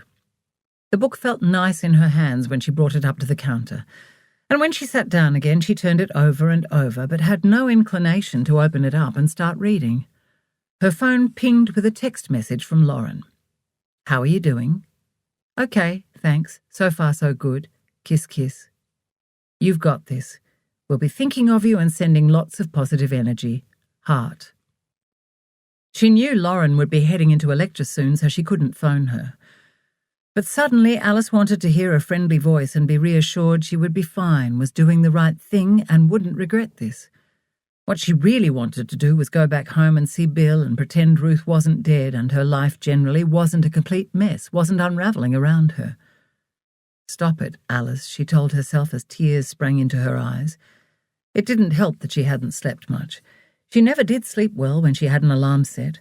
Her body hated being jolted awake, so she tended to wake on her own accord long before the alarm went off. Alice hadn't read any fiction for years, having had to make her way through so many history texts and non-fiction books for uni. She hadn't read much at all since finishing her degree. Maybe this book would be her way back into what had been one of her favourite things to do since childhood. She turned the paperback over to read the back cover blurb. She had to read it 4 times to fully ascertain that the book was about a young woman who had gained a surprise and very generous inheritance from an unknown relative, and had to decide whether to leave her life and friends behind and move to some small, far-off town, or stay and carry on with life as she knew it. Alice was sufficiently intrigued. She was a little surprised to feel slightly comforted by the book, almost as if she had a friend beside her. She could now see what Lauren meant about making friends with the characters in novels and being sad to say goodbye when the story ended. Lauren had also said that reading was the best way to forget about your troubles for a few hours. She looked up at hearing a muffled announcement about her flight to Adelaide. Alice checked around her to make sure she had everything and joined the milling passengers. On board, she had to jump up and let another passenger into the window seat. She cursed being in the middle. At least her neighbour didn't seem chatty. Upon settling into his seat, he'd instantly opened his book and buried his nose in it. Alice didn't think it would be safe to talk to anyone. If they asked her where she was going and why, she might just dissolve into tears. She went back to Hope Springs for the obligatory occasions like Christmas, well, as few of them as she could get away with. She hadn't been back for at least a year. The last Christmas had been their turn to go to David's family in Sydney. This year they were having a parent-free Christmas and staying home, and catching up with friends who didn't have family in Melbourne or Australia, or for whatever reason were staying put and alone. Alice hadn't broached that with her mother yet. Dawn would show her disapproval, either with loud verbal scorn or quiet tut-tutting and sighs, tightly pursed lips and icy looks. Alice would leave it as close to the event as possible to break the news. Then she wouldn't have to endure too many passive-aggressive phone conversations and attempts at guilt-tripping, and even worse, Dawn deciding to attend and Alice having to explain the concept of family-free. More than likely she'd give in and let her mother attend, as she'd done so many times over the years. "Let's just get through this visit," Alice told herself as she opened her book to the first page and proceeded to read the first 3 lines 7 times before giving up and leaning back into her seat and closing her eyes. Perhaps a catnap would help. Chapter 22. Alice carefully negotiated the rickety fold-down steps of the small plane at Port Lincoln, her legs wonky from the constant vibration under her feet for the past hour. At least the noisy plane had meant she didn't have to speak to the passenger next to her. Alice glanced around her while trying to take an inventory of her feelings. Usually when she came home, as her mum put it, she felt the warmth of nostalgia and the disappointment of regret when remembering how it had all gone so wrong. There was also some sadness that she'd left somewhere she'd loved and knew so well. And then there was always the anxiety and pain over how let down she felt by her mother and sister, and feeling on edge, wondering how they would be this time around. It was a strange sensation to both belong and be an outsider all at once, a very uncomfortable feeling. While Alice loved the quaintness and familiarity of the area and the small town she'd once been a big part of, she also bemoaned her family's lack of will to stretch their beliefs and ways of doing things. When she'd first come back to visit, she'd brought with her so many ideas for the family's corner shop, but had been met with scorn and even horror. "Why would you want to change things? People come here because we represent familiarity," her mother had said. "Yeah, don't come back here to throw your high and mighty ideas around," her sister Olivia had said. She and Olivia had never been best friends, but the animosity had reached new heights over the last few years. Alice's feelings towards Olivia hadn't changed, and she'd tried hard to find some common ground with her. But while her sister seemed interested in hearing about Alice's life, she would often put it down by saying things like, "Well, we can't all drink cafe lattes and sit and listen to lectures. Some of us have to work." Olivia made it sound like she'd been given a life sentence, but she could leave any time she chose to, just like Alice had. Alice would have given her left arm to have had the opportunity to take over the family business that her father had run for so long. That was another thing Olivia, and her mother for that matter, had resented in Alice, her close relationship with their father. It was almost as if they somehow blamed Alice for his death too. She had never felt anything but sympathy and understanding for him in the wake of his suicide. But Olivia and Dawn seemed to take his death and Alice's lack of anger surrounding it as an embarrassing affront and a personal attack. She thought that someone who decided to take their own life most likely didn't do it to punish those around them. They did it to end the pain after having exhausted what they considered to be all other avenues. Alice's mother and sister weren't able to see it that way even now, all these years on, evidenced by the fact Les Hamilton was never referred to. Ever. Alice could see that Dawn's constant control and criticism of her father, as well as trying to run a small business that was struggling to survive because of a transport crisis, had pushed him into desperation, depression, and beyond. As far as she could see, her dad had been doing his best, and it didn't help that shopkeeping wasn't in his blood. He came from a long line of farmers and graziers. But when he'd married into the Proctor clan, Alice supposed his gentle nature had been crushed by their domineering ways. He was never one to go against the grain, so he tried to do as his wife wished. Alice knew he wouldn't have left them unless he felt he didn't have a choice. She and her father had always been close, shared a special bond.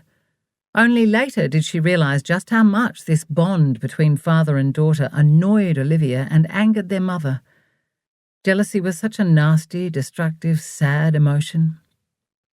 So it was with mixed feelings that Alice raised her hand in greeting to Olivia as she made her way across the tarmac to the small terminal. They hugged briefly and awkwardly, and then Alice followed Olivia out to the car park and over to where her white sedan was parked. Oh, how she wished her kind, gentle stepfather Frank had come to collect her. "God, I can't believe you came all this way," Olivia said as she pulled her seatbelt on and snapped it shut. "Ruth was a dear friend. She was very special to me," Alice said quietly. "Yes, but still. God, I wish there was a plane direct to Hope Springs," she said with a loud sigh as she turned the key. "It's a lot of mucking about." "I told Mum I could hire a car and drive myself up, but she wouldn't have it. I'm sorry if I've put you out, Olivia," Alice said, folding her arms tight across her chest in an effort to physically hold herself together. Oh, how she ached to give in to the sobbing simmering in her throat. "Well, I hope we make it in time," Olivia said, reversing out of the parking spot. "So, how's David?" "Good. How's Trevor?" Good. Just had man flu, though, so of course it was like he almost died, she said theatrically. You know how it is, she said, rolling her eyes. Alice smiled at the glimpse of the Olivia that could be quite amusing. Bloody big baby. How's the big new house? Good, Alice said. Oh, we got a dog. Did I tell you on the phone? Alice knew she hadn't. She tried to avoid telling them anything personal these days if she could. No? His name's Bill. He's a Jack Russell. A little over 2 years old. We got him from the RSPCA. Oh, I bet he's got problems then. Alice forced herself to not sigh at Olivia's negativity. He's great, actually. Very well behaved and a real character. I miss him already, she added wistfully. It's only a dog, Alice. Wait until you have kids. They drove in silence for a while. Then Olivia pointed out her window. Look at all this new development, she said. Lots of farmers are retiring down here, but they don't want neighbours nearby, so everything's being carved up into 5 or 10 acre strips, she added with clear disapproval. Alice turned and looked, but remained silent. She didn't want to say anything that could lead to any criticism. So tell me about your new job, Olivia said. Not much to tell. It's just admin. Bit more challenging than I've had, though. It's nice not to be a poor uni student, she said, cursing the stream of lies that were slipping so easily off her tongue. I bet. Though uni was your choice, is David travelling a lot? Quite a bit. And he thinks there'll be even more soon, too. You must miss him when he's gone. I wouldn't like it. Yeah, but it's always been that way. I guess I'm just used to it, Alice said. How's Mum? I certainly wouldn't be able to work with her. I'm not sure how you do that. Ah, she's okay. Like you say, it's what you get used to. Oh, I saw your Rick the other week. Olivia, he's hardly my Rick, considering we've been divorced for years. Alice didn't want to ask, but she was a little curious to know about her ex-husband. He's good, in case you're wondering. Got a new lady friend. God, you sound like Mum. Lady friend. Who? Someone local? Nah, an out-of-towner. York Peninsula, I think. He seemed happy enough. That's nice. Alice had never quite got over her mother's disloyalty when she invited Rick for Easter lunch the year after they'd split up, just after Alice had left for Melbourne. She couldn't really explain her objection without sounding mean-spirited, but considering how much pain he'd caused her, Alice thought her mother might have shown more consideration for her feelings. It was almost as if he'd been kept in the family and she'd been exiled, even if it had been her decision to leave the town. If she'd tried to explain it, her mother would have most likely said something idiotic like, "Well, he was hungry, Alice. I wasn't going to turn him away." To be fair, Alice hadn't actually told her mother or Olivia the finer details of her marriage problems and subsequent separation, although she'd figured someone else would have. Doing so wouldn't have garnered any more sympathy. Her mother would have somehow found a way to use the information to ridicule Alice further about her failure. So are Mum and Frank helping to cater for the wake? Yes, but we'll see them at the cemetery first. Thank God for the Stanleys not being religious, so we're spared the church bit. Alice couldn't remember the church part of her father's funeral, apart from just staring at the shiny, dark wooden box with flowers on top, sitting out alone up the front. The whole day was a bit of a blur. But she did remember standing beside her mother and Olivia at the graveside and hearing the clicking of what she thought was a camera. She'd been shocked to turn around and see that someone was in fact taking photos. Apparently, her grandmother, her father's mother, had enlisted one of the cousins to do the honours of digitally capturing the proceedings for posterity. Alice had been horrified. How was that not purely vile and distasteful? And why would you want to? Was it a common thing to do? She had never been able to look at the photos despite being sent a USB stick with them on. Who wanted pictures of crying people, people standing around looking bereft? Her grandmother had been a strange woman, that was for sure, and Alice had never really liked her. Now that she thought about it, Alice couldn't remember if they'd had a wake for her father. They must have, but where? It suddenly seemed terribly important to know, and the more she racked her brain to remember, the harder her heart pounded. She began to struggle for breath. If she didn't pull herself together, she might start hyperventilating. She searched her memories and came up empty. She hated not knowing. It doesn't matter, she told herself. Let it go. Gradually she calmed. Olivia drove on, seemingly unaware of Alice's torment beside her. The rest of the journey was made largely in silence, punctuated by Olivia providing snippets of gossip about people Alice no longer knew or really cared to hear about. Alice tried not to check her watch every 3 seconds, but she was getting a little anxious that they would run late. "It's okay, we're cutting it fine, but I think we'll get there in time," Olivia said. Their mother and Frank were waiting at the gate when they arrived, panting slightly. They'd had to run from where they'd parked the car back in a farmer's empty paddock that had been opened up for extra parking. They would have been right on time otherwise. Alice was pleased to see so many had come to pay their respects to Ruth and her family. "You're late," their mother hissed, looking Alice up and down before giving her a quick hug. Sometimes over the years Alice had wished they'd just dispense with trying to hug and give a wave or nod of the head instead. Her father had been the only one in the family who'd given a big, warm, soft hug. Alice's mum and Olivia gave hugs that were cold and stiff and very abrupt. Thankfully, Frank was better at it, Alice thought, as she sank into his welcoming embrace and leant her cheek against his shoulder. He kissed her head. "We're a little stressed," he whispered, "but she is glad you're here. It's so good to see you, Alice." "Thanks, Frank. It's good to see you too." Alice smiled weakly. Come on, we're late," Dawn said, tottering off at almost a run to catch up with the other mourners. Alice knew her mother would ease her way through to get as close to the front as she could. Dawn was competitive in everything she did and had to be the centre of attention. Oh, if only she had $1 for all the time she'd wanted to say, "Mum, it's not all about you." At least now she had a name for it, and her mother's behaviour made a lot more sense. Alice had an explanation, but not an excuse for the many awful ways in which her mother had treated her over the years. "I'd better keep up," Frank said with an apologetic grimace, patted Alice on the arm, and hurried to catch up. "Come on," Olivia urged. "You go on. I'll catch up." Now she was here, Alice was really struggling to keep herself together. All the memories and feelings of loss for those she'd farewelled here before swamped her, and her composure was slipping dangerously. "Oh, Ruth," she thought sadly. She found a tissue in her bag and dabbed at the tears streaming down her face from under her sunglasses. Her legs were weak and she was fighting for breath against her fitted suit that suddenly felt unbearably tight. At the back of the throng, the funeral director handed her an order of service.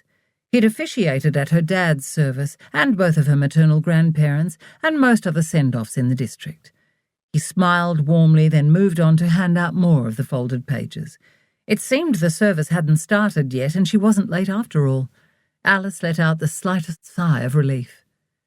She stared through her tears at the smiling picture of her darling friend Ruth on the cover of the folded sheet, and a pang of sadness gripped her stomach so hard it took all her will not to double over. She straightened up and turned to her left and then her right to acknowledge the people beside her. Then the music started. Alice couldn't sing, she could barely breathe, and so she stood, gulping air and trying not to hyperventilate through the tears. Why did people have to play nice music at funerals and ruin the tunes for whenever you heard them in the future? Like Morning Has Broken, which Alice suddenly remembered had been played at her father's funeral. Or had it? Perhaps it was at one of the services they'd held for her grandparents. Regardless, she hated that song now. Just hearing the tune made her well up.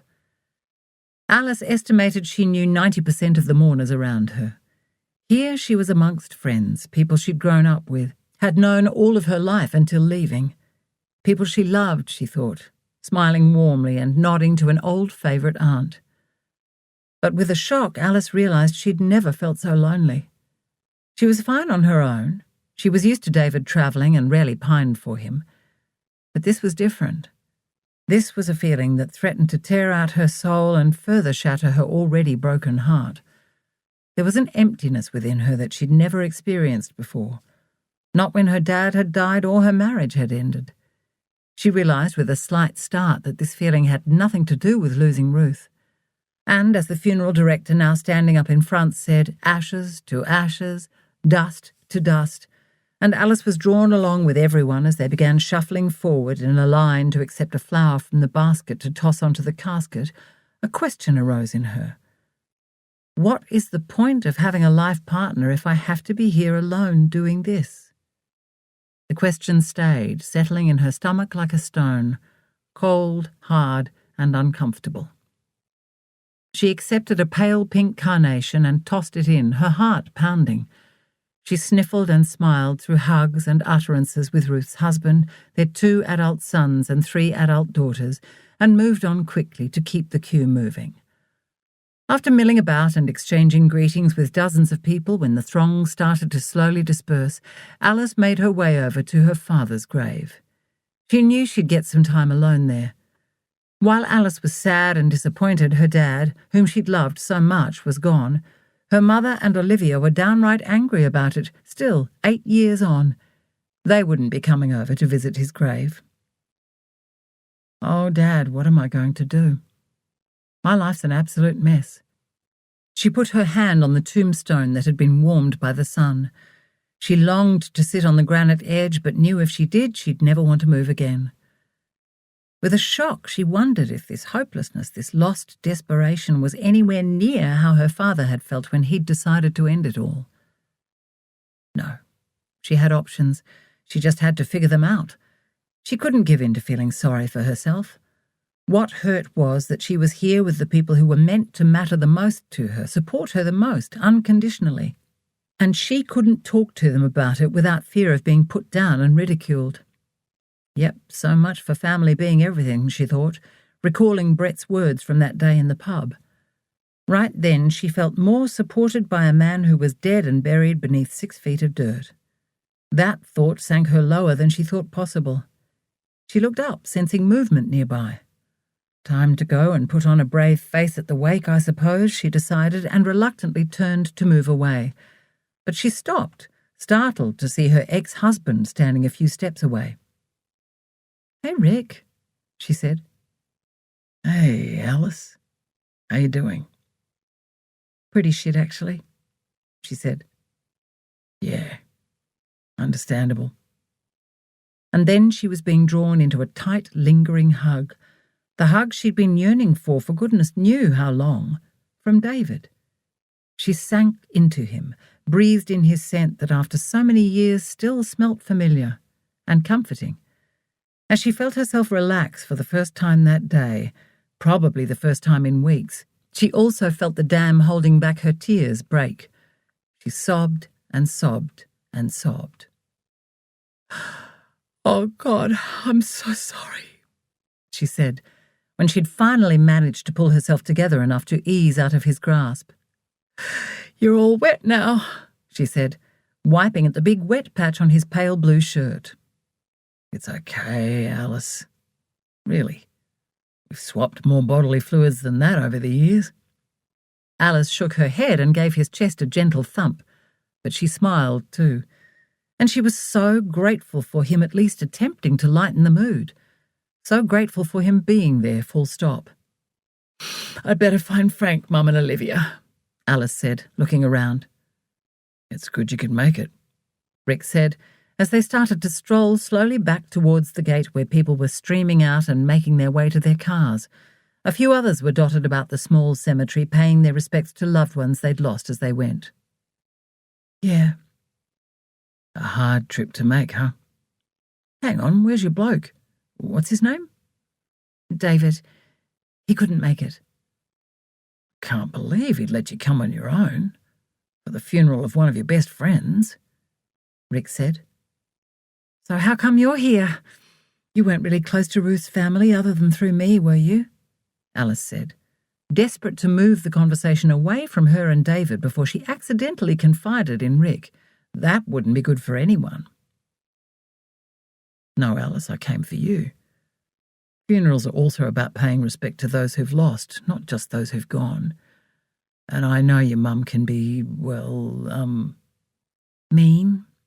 Alice offered quietly. "Yeah, that'd be it if we're using understatements. It might not have worked out for us. I might have been a shit husband, but Alice, I'll always care about you." "Thanks, Rick, that's lovely." but don't be too hard on yourself. I've actually been going to counselling, he said quietly, the most embarrassed and uncomfortable Alice had ever seen him. I'm learning to love myself. God, doesn't that make me sound like a complete wanker? Not at all. I'm glad you're getting help. That was what had been the problem with them. Rick didn't know how to love someone else properly because he didn't love himself enough. She'd wanted to help him, fix him, give him the love he felt was missing from his own family, while clinging to him as a crutch for her grief and her own need to be loved after losing her dad. By the time she realised just how damaged he was, they were married and it was too late. If only they'd just stayed friends and she hadn't ignored all the signs. Please don't tell anyone about the counselling, he said. You know what this place is like. Yep, I sure do. Alice thought of the rumours that she'd run away from when she'd left to go to Adelaide and then Melbourne. I really am sorry, Alice, for everything. The way I treated you. Thanks, Rick, but it wasn't just you. And it's all water under the bridge now. We were too young and did it for the wrong reasons. Alice turned and looked at him, frowning slightly as she marvelled at how he was the same yet also seemed so very different. Rick, I'll always be grateful to you for trying to ease my pain over losing Dad, and trying to rescue me from my mother, she thought. But Alice couldn't bring herself to say these words aloud. She also couldn't say that she'd discovered the truth, that she didn't know how to love either, because she hadn't been shown unconditional love by her cold mother, and was predisposed to try to make it work with the wrong men. God, don't think I'm trying to crack on to you or anything. I'm not. I know. I heard you're seeing someone. Have a lady friend, Olivia said. Not anymore. Oh, I'm sorry. I really am. I care about you too, Rick. I do. I want you to be happy. Thanks. So things have worked out for you. Rich bloke, uni degree, big new house, I hear, and a new job. Yep, all those things, Alice said without enthusiasm. You know your secret about having counselling? Yeah, Rick said dubiously. Well, I'll keep your secret if you'll keep mine. Sure. I quit my new job and I'm too scared to tell Mum. Why? Why did I quit, or why can't I tell Mum? Both. And/or, he said with a shrug. I'm listening. I'm sensing you need to tell someone. I lasted 4 weeks. Oh, I'm sure you had your reasons. Mum'll gloat about what a failure I am and how my fancy education hasn't got me anywhere, blah, blah, blah.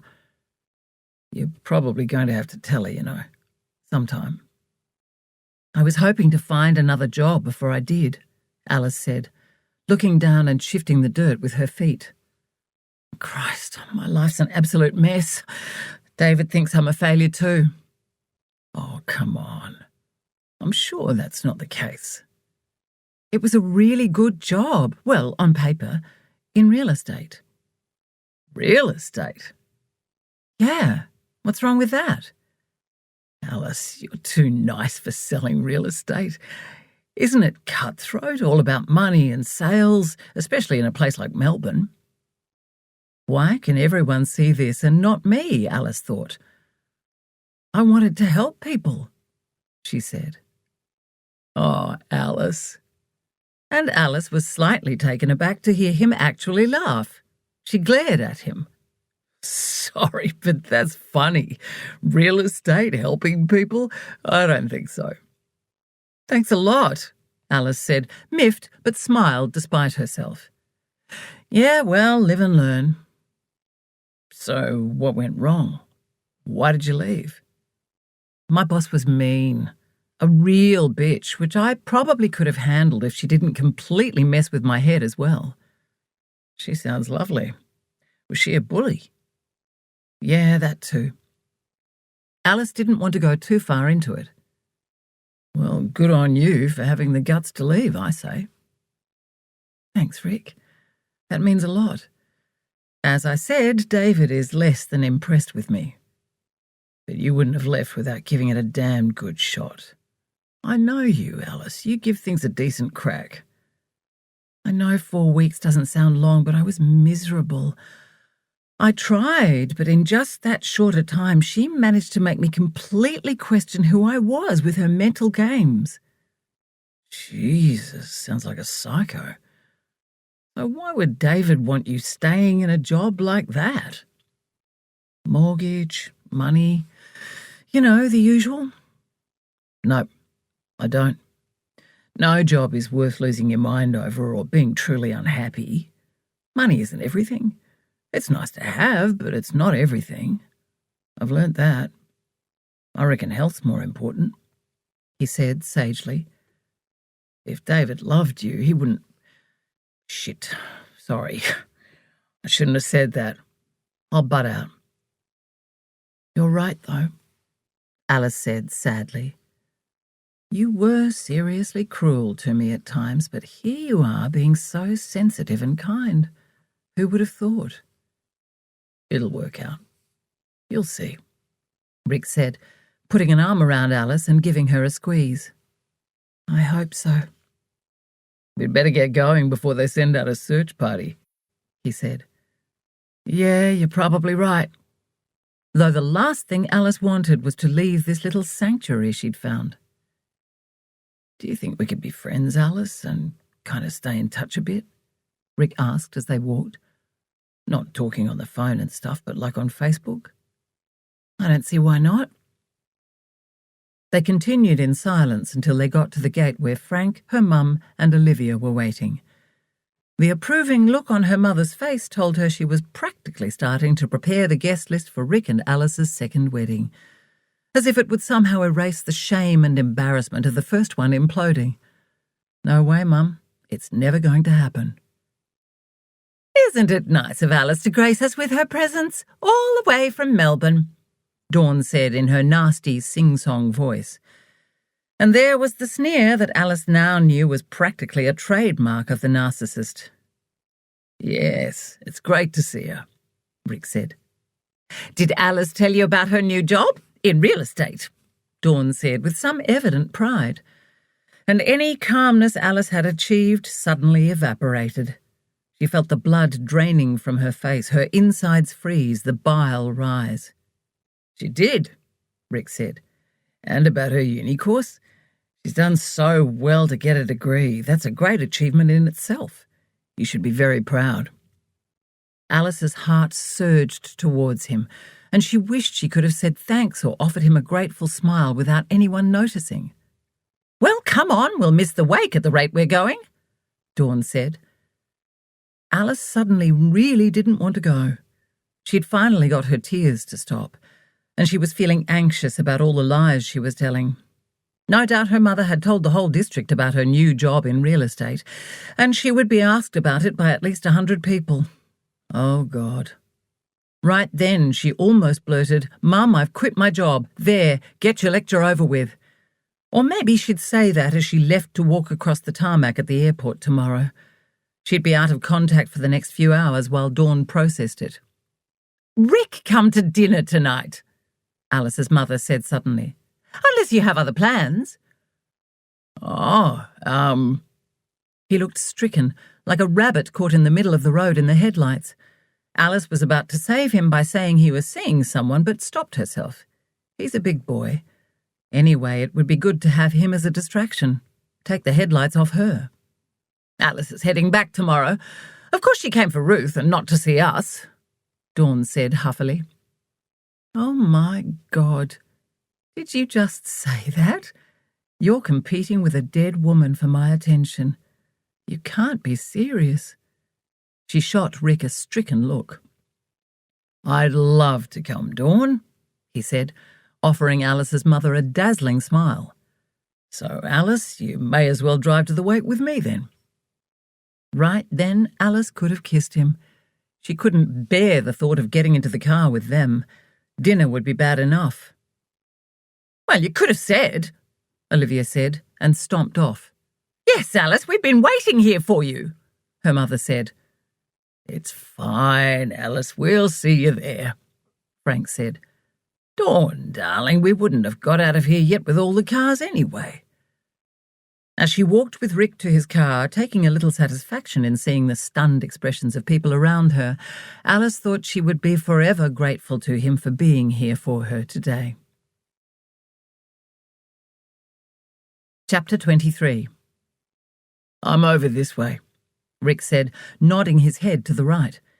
Alice had to hurry to keep up with his long stride, regretting not for the first time wearing heels. They weren't high, but probably anything might have felt high and uncomfortable today, anything beyond slippers. Thanks so much for this, Alice said. I would have thought spending less time with Mum and co would make me more tolerant, but oh no. The longer and further away I am, the more I'm realising how toxic they are and how much I really don't like them. Not Frank, he's lovely, though I don't know how he copes. Sorry to go on. Your mum sure was being a bit full on. Maybe it's her response to the funeral. Maybe. But she doesn't seem at all upset about Ruth. Stoic through and through. She's barely even mentioned her name. Weren't they best friends once? Yep. Hey, thanks for agreeing to tonight, too. I wasn't sure if it was the right thing to do or not. Tongues will start wagging. Like I care. Let them. It won't be any worse than when we split up. No. Anyway, wait until they see us turn up at the wake and then leave together. There'll be an uproar. God, I both love and loathe this place, Alice said wearily. You don't come back very often these days, do you? Nope. Only when necessary. Weddings, funerals, Christmas. Seriously, Mum does my head in. And it's getting worse now I'm away from it, and it's all becoming so much clearer. As I said, I don't know if that's a good or bad thing, she added with a tight laugh. Today wouldn't be so bad if your bloke could have come too. Then he could have endured the Inquisition as well. I never realised how bad your mum was. I'm sorry. I'm sure there were lots of times I didn't support you enough on that score, he said, turning and looking at her before getting into the car. There certainly were. Yeah, but I understand. She's very good at subtle manipulation, bullying by stealth so no one realises. I'm only just seeing a lot of it myself. Anyway, you've got to stop apologising. It's all in the past. I'm so exhausted I'm not going to want to get out of this car ever again, she said, getting in and trying to ignore the weird sensation that this had been their car, and this had often been her seat before so much had changed. It even smelt the same as it used to. How was that possible after more than 4 years? It was quite unsettling to be sitting beside him, but still it was better than being badgered by her sister or mother, or enduring their silent icy treatment that came and went without warning or any logical reason. I might have come back more often if there was a way I could sneak into town and out again without having to see them, Alice said. But Ruth's gone now. Wow. Really? You feel that strongly? He looked as shocked as she had been when Brett had mentioned he was estranged from his family. Yep. Sounds awful, huh? I'm just really beginning to see the damage they've done to me, and I guess I'm scared of being pulled back into that toxic world again. I think I'm the one who owes you an apology on that front. Huh? I was a bully and bossy and picked on you too, just like you said when we were splitting up. I can see that now. I'm really sorry, Rick. As you've said, it's all in the past. A lot of not very nice things were said by both of us. I think we're even on that score. Hey, if you ever do want to sneak into town, you'd always be welcome to stay at the house. Thanks, but I think that would be taking us being friends a little too far, not to mention weird and creepy. I guess offering to pick you up from the plane would be a bit OTT too, huh? Yes. As much as I'd love to avoid my mother and sister, it's probably easier to just go along with it. You'd think moving to Melbourne would be far enough away, she said heavily. Oh, I think Dawn would manage to infiltrate your life and try to tell you how to run it no matter where you were. You wouldn't even be safe in Siberia, I reckon." "No, you're probably right," Alice said with a laugh. She liked feeling that Rick understood her, had her back, could see the truth, even if he was probably humouring her, trying too hard.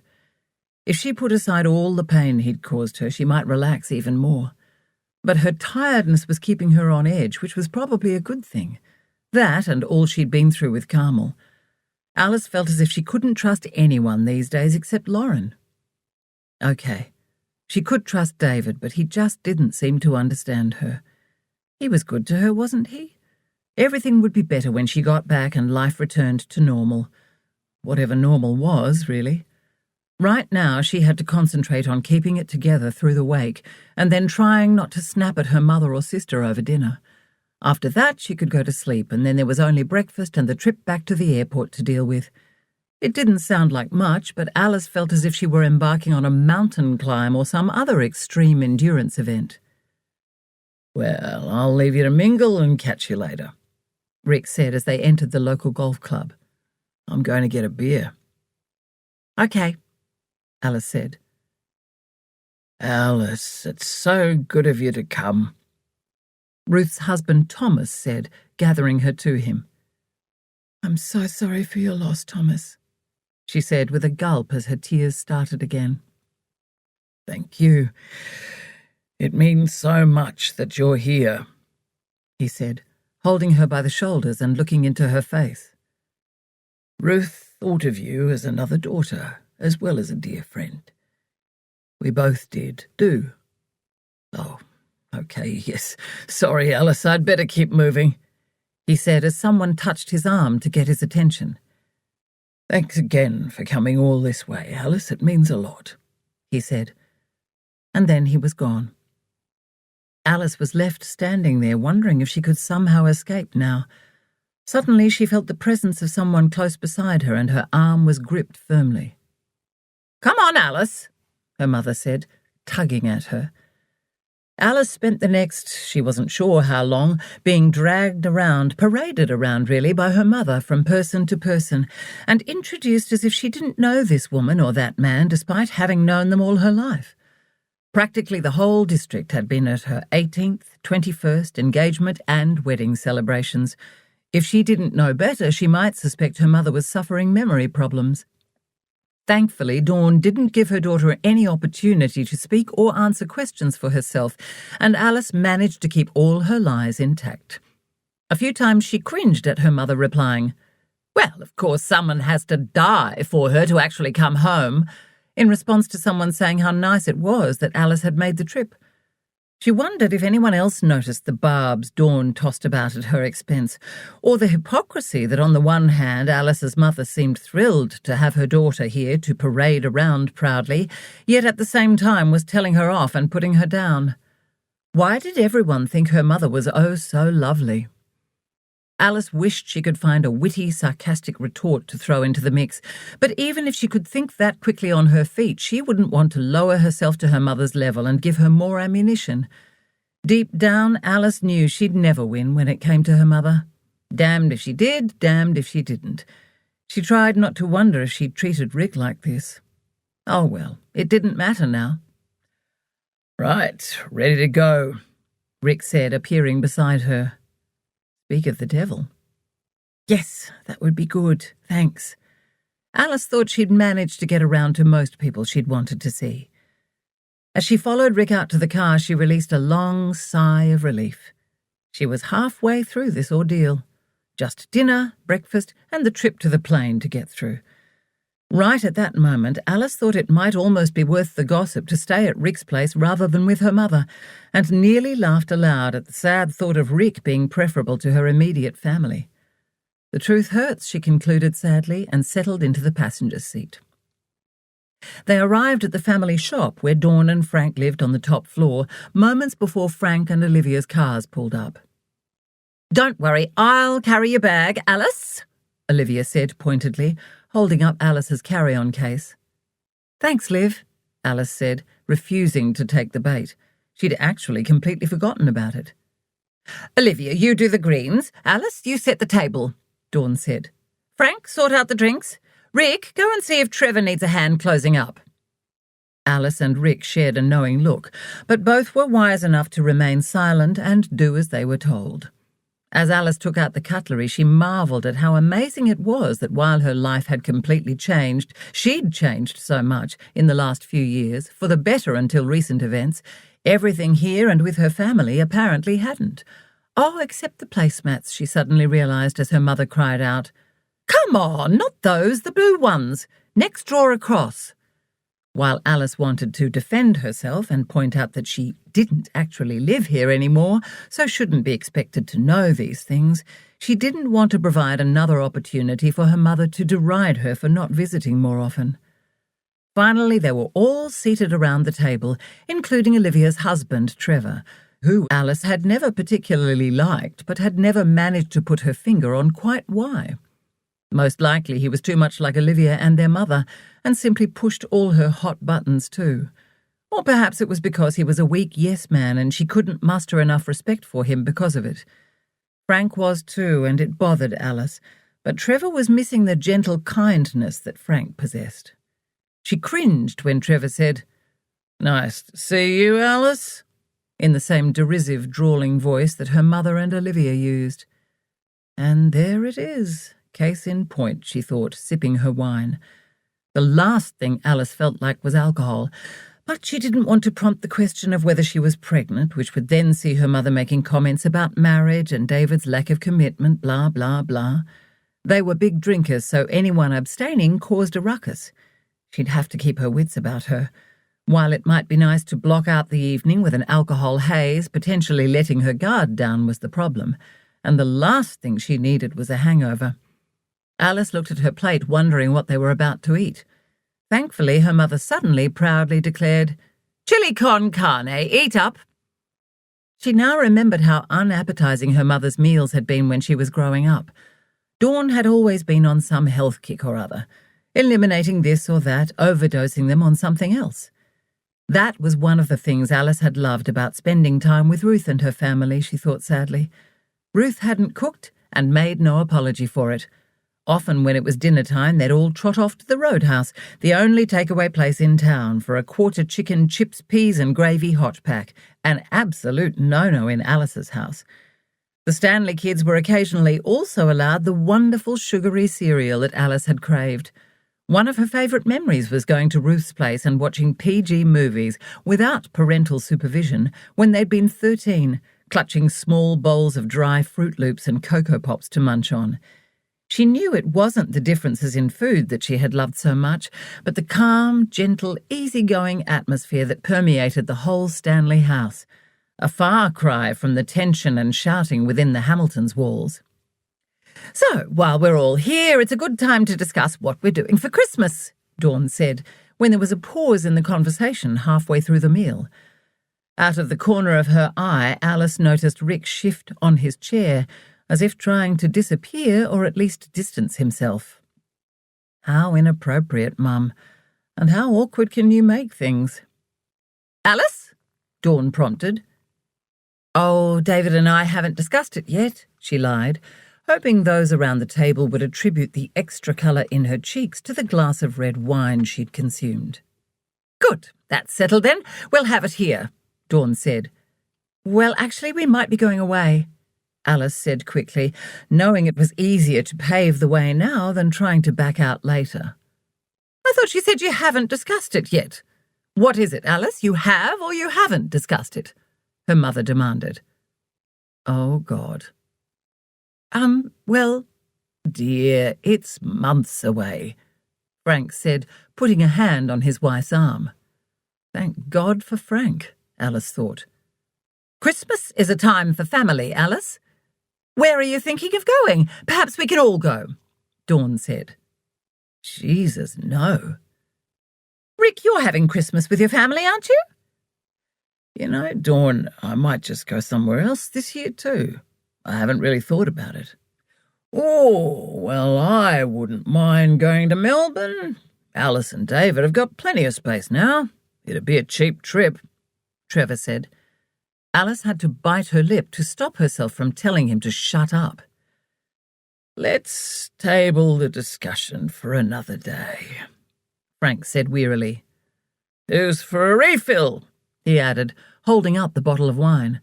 Alice held up her glass as much for a distraction as want of more wine. "Bless you, Frank. But if you're aware enough to intervene, how is it you're still here at all? That is the question." Suddenly Rick pushed his chair back. "Thanks for dinner, Dawn, Frank. I'd better be going. See you all," he said with a wave. "Have a safe trip back, Alice." "Thanks. And thanks for today," she said.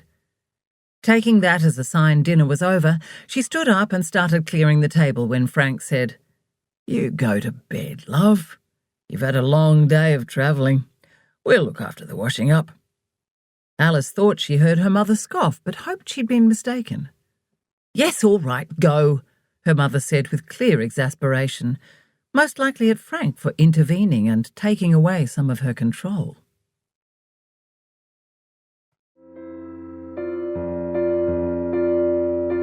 This is the end of CD 5.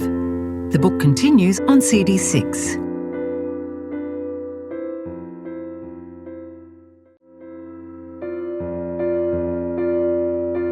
CD 6.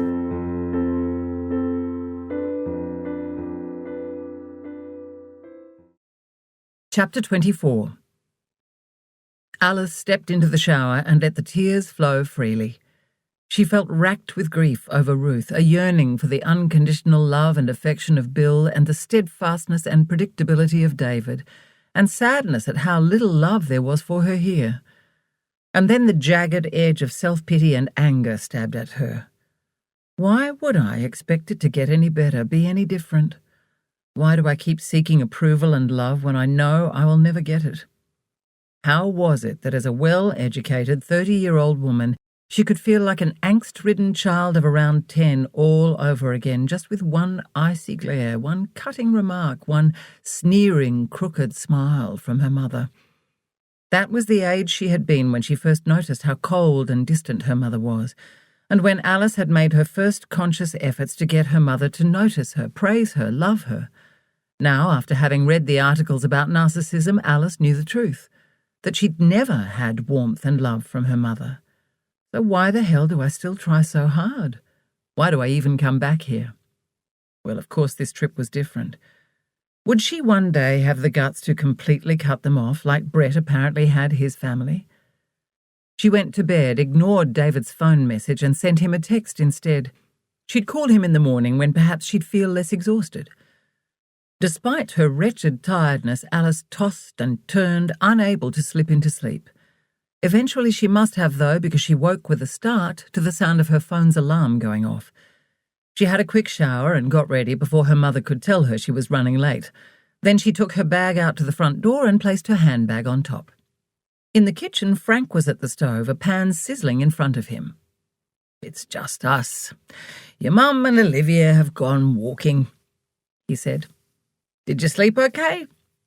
"No, not really," Alice said, after letting out a long sigh of relief.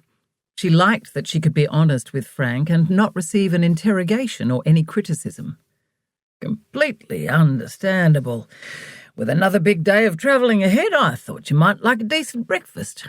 Shh, our little secret," he added with a warm smile. "Thanks, Frank, that's lovely of you." She didn't have the heart to tell him just the smell of the bacon was making her feel queasy. "I don't care what your mother says. Sometimes one needs a hearty dose of carbs and animal fat," Frank said kindly, placing a plate laden with fried food in front of Alice. "Coffee?" Her appetite returned instantly and her mouth began to water. "Yes, please. This looks great. I really appreciate it." "It's my pleasure. And of course you can't eat alone, so thanks for being my excuse to indulge. I suppose I'll be in trouble for not getting up early enough to go for a walk with them." Don't worry about that. Right now you need to take care of yourself. Deal with your grief any way you see fit." Alice smiled at him, and she longed to lay her head on his shoulder and sob. I really miss her, even though... Oh, Frank, I feel so bad that we weren't in touch much lately. Ruth knew you had your life to get on with. You can't be beating yourself up. I'm sure she was happy to know you didn't need her quite so much. Don't worry, we've got plenty of time, Frank said, clearly noticing Alice anxiously checking her watch. I'm taking you and we'll leave nice and early, as soon as we've had breakfast and cleaned up the evidence. Alice let out another sigh, relieved that she wouldn't have to share the car with her mum or sister, as well as knowing that she'd make the plane in time. For some reason, her mother, and Olivia was the same, despite all her hurrying up and cajoling of everyone else, seemed to have no concept of time. She was always a few minutes late or took things right to the wire. Getting to school had always been stressful for Alice, and all too often she would find herself sitting in the car minutes after they should have left, honking the horn. Back then it seemed like her mother's annoying habit. Now, since she'd read about the traits of narcissism, Alice could see it was both a deliberate way for her mother to cause drama and draw attention to herself, and a demonstration of a rules-don't-apply-to-me attitude. As they washed and dried the dishes side by side, Alice wondered how Dawn treated Frank behind closed doors. Hopefully better than in public. Otherwise she'd lose all respect for him for allowing himself to be downtrodden and bullied. Perhaps Alice was just overly sensitive and intolerant, as her mother had so often told her. "Righto, let's get on the road," Frank said, wiping his hands and hanging up the tea towel. Alice felt a little guilty at being relieved she wouldn't have an encounter with her mother or sister to ruin her morning, which had been better than expected so far. But 2 streets from the house, there they were, power walking towards the car, their hips swinging at the same angles and rate. Alice almost giggled at wondering who was trying to outdo whom. She imagined them walking faster and faster, each trying to keep in front but not make the competition obvious by breaking into a run. God, it was too much, Alice thought, shaking her head. They were so bloody alike. Thank Christ I got out of this place, and that I'm more like Dad, bless him. "Good morning, ladies," Frank said as he brought the car to a halt in the middle of the road. "A walk would have been good for you, Alice," her mother said, resting her hands on the passenger window. "Fresh country air." "Yeah, it would have been fun to have you along," Olivia said. "So you could try and beat me too. No thanks." Alice smiled to herself at remembering their last walk together. It was so much easier to get up and go with them than endure the jibes about her laziness for the rest of the day. "I'm on holidays I'm allowed to sleep in" didn't wash with them. Having made a half-hearted effort to keep up but given up, Alice had deliberately lagged behind and walked at a more enjoyable pace. She wasn't unfit, just didn't want to play their silly game. "Well, have a safe trip back," Dawn said. Both she and Olivia were now stepping up and down on the spot, looking as ridiculous as someone in a 1980s or 90s exercise class. All they were missing was a fluoro-pink dumbbell in each hand and matching leg warmers. "We'd better keep moving before we catch a chill." "Yes, we don't want to cramp up. Bon voyage," Olivia said. Alice almost laughed out loud. "You're not bloody elite athletes. You've been for an hour's walk." Oh, too funny. "Thanks. Enjoy the rest of your walk," Alice said. Olivia strode off with a wave. "Perhaps next time, Alice, you might actually come and visit us, and stay for longer than 24 hours, her mother said. "Okay, then we'd better get cracking. See you later," Frank said. "Thanks a bloody lot.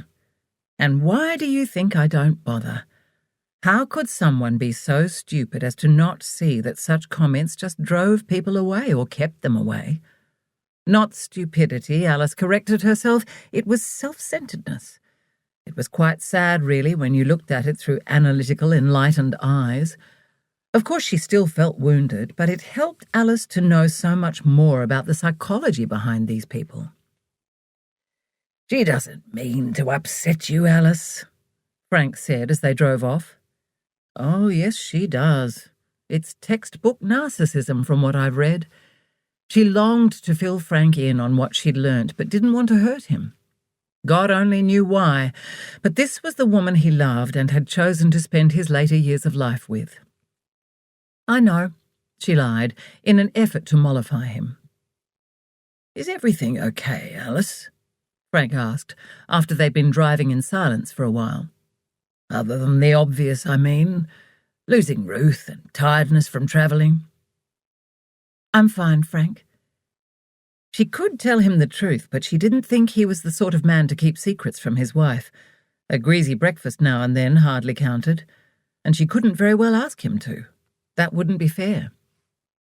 Alice was relieved when the ping of a message sounded on her phone and she was able to concentrate on that. It was from David. "Sorry, probably won't be able to make it to the airport. You'll have to catch a cab." Alice let out a sigh and tucked the phone back into her handbag. "Bad news?" Frank asked. "Not really. Just David saying he probably can't pick me up from the airport." "Oh, that is disappointing." "But not at all surprising. Work. It's always work." "Is everything okay with you? You and David, that is?" "Yeah, we're fine." The silence stretched on until Frank said, "Oh, I love this song. Do you mind if I turn it up?" "Sure." Alice was a little puzzled. She hadn't even realised the radio was on, it was turned so low. She was even more intrigued to hear ABBA filling the car, and then Frank was singing along. A few moments later he stopped. "Sorry, can't help myself. I'm a huge ABBA fan from way back," he said, blushing a little and shrugging his shoulders. "Hey, don't mind me. Carry on," Alice said. "Only if you join in." And she did. By the time they pulled into the car park at the airport an hour later, Alice's chest was aching, not from the pain inside her, but from singing a string of songs that had come on that she and Frank knew the words to. She felt so much better than she had in weeks. "Thanks for that. Alice, your mum doesn't indulge me. She hates me singing." "I don't know why, Frank. You're very good." "Thanks, Alice. I had dreams of being on Broadway once," he said shyly. "Oh, you dark horse. Well, I think you would have been great." She was about to ask him more, but as they got out of the car, the moment was lost. Frank took her bag out of the boot, and as he walked her to the terminal, he put his arm around her, his kindness causing all of Alice's painful emotions to come flooding back.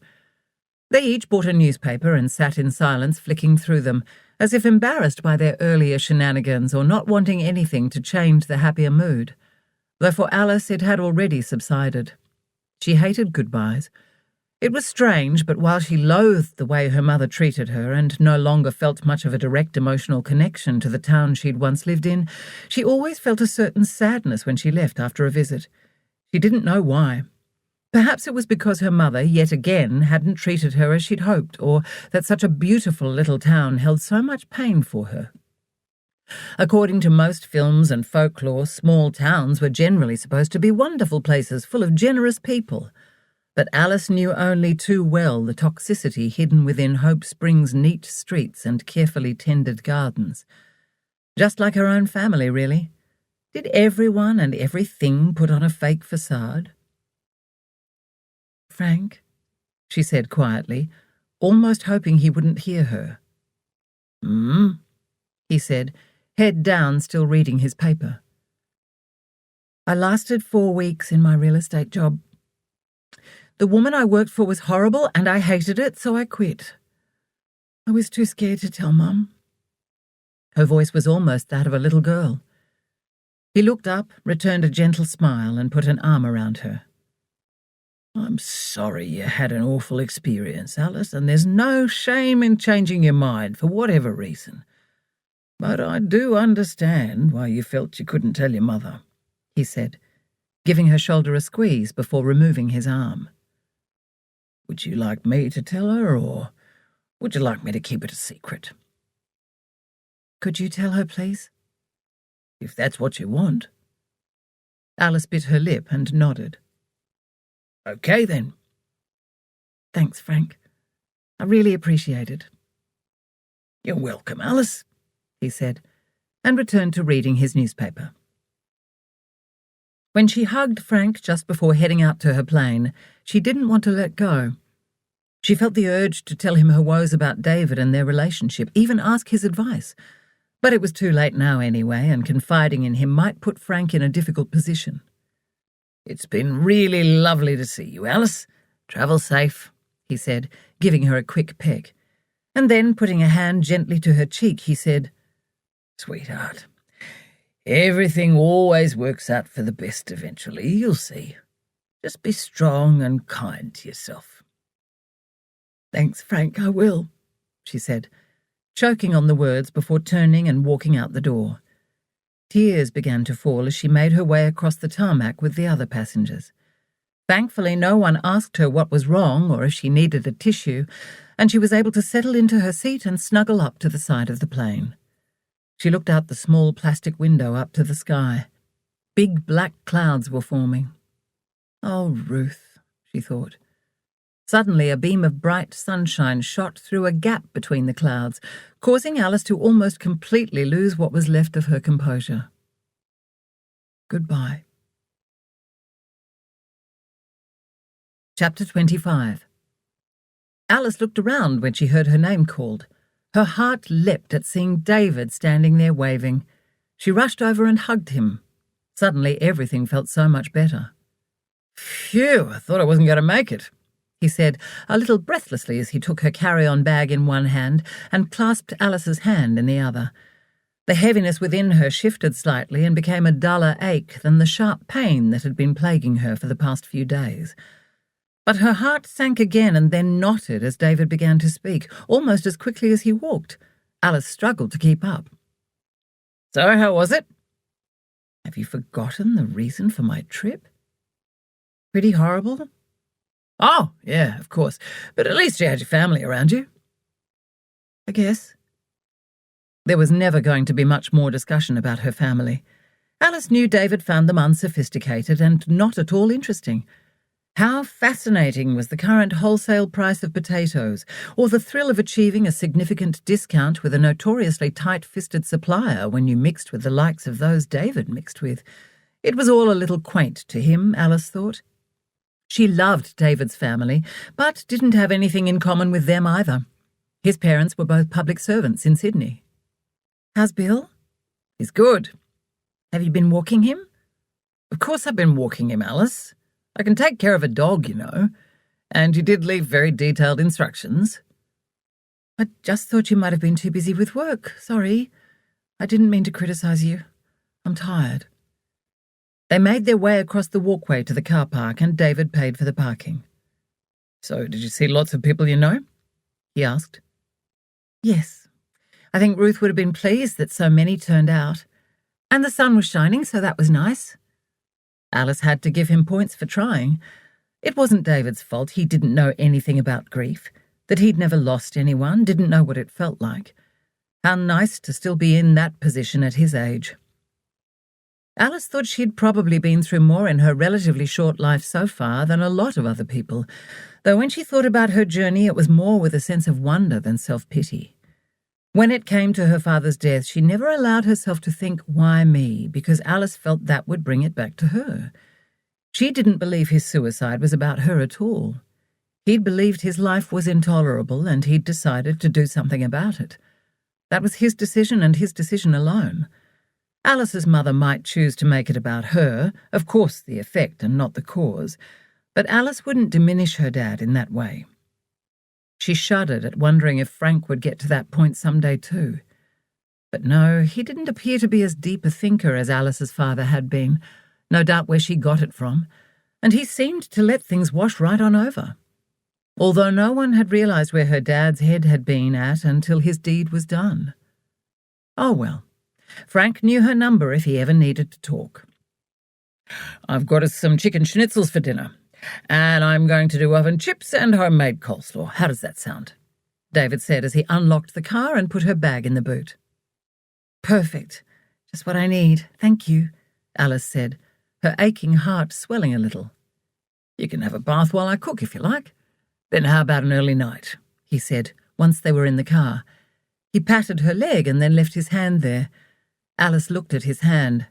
She knew what he was angling towards. Sex. And it was the last thing she felt like. The thought sent her to a whole new level of weariness. But she'd better pull herself together and participate if she wasn't to lose him, them, altogether.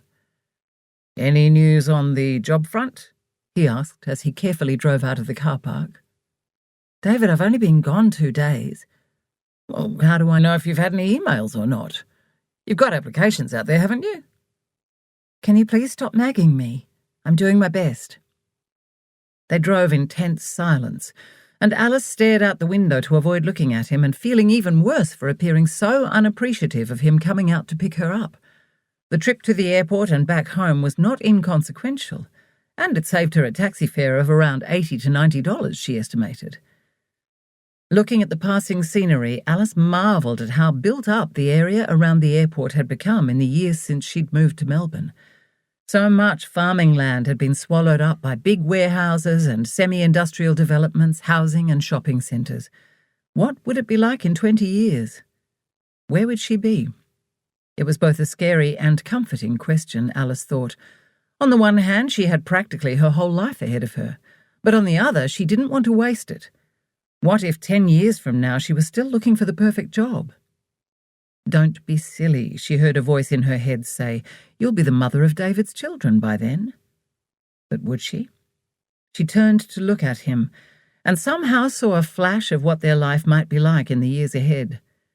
She was at home with a couple of kids, trying to get them fed and bathed while tearing her hair out because, of course, David was hardly ever there to help. He was off travelling or working late at the office.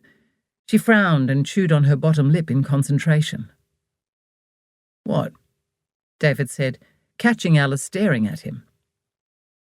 "Are we ever going to get married, David?" "What?" "Are we ever going to get married?" "What would be the point?" "Seriously?" How about as a sign of commitment?" "I don't think you can get much more committed than living together, Alice. Where's this coming from?" "So you really don't believe in marriage, is that what you're saying?" "Alice, you know my views. We've discussed it before." "But I thought—" "What, that I'd changed my mind?" Alice burnt with shame. That was exactly what she'd thought. If she were being honest, she'd say she had wondered last time if he'd just used the first excuse that had come to him in order to deflect from the subject. She knew he wanted kids in the next 5 years. Marriage was closely related to that topic, wasn't it? It was for her. "So, to reiterate, no, I really don't believe in marriage." "Why not?" "Why do you believe in it? I would have thought with your track record you'd have been sufficiently cured, having a failed marriage, that is." How bloody patronising, but sadly true.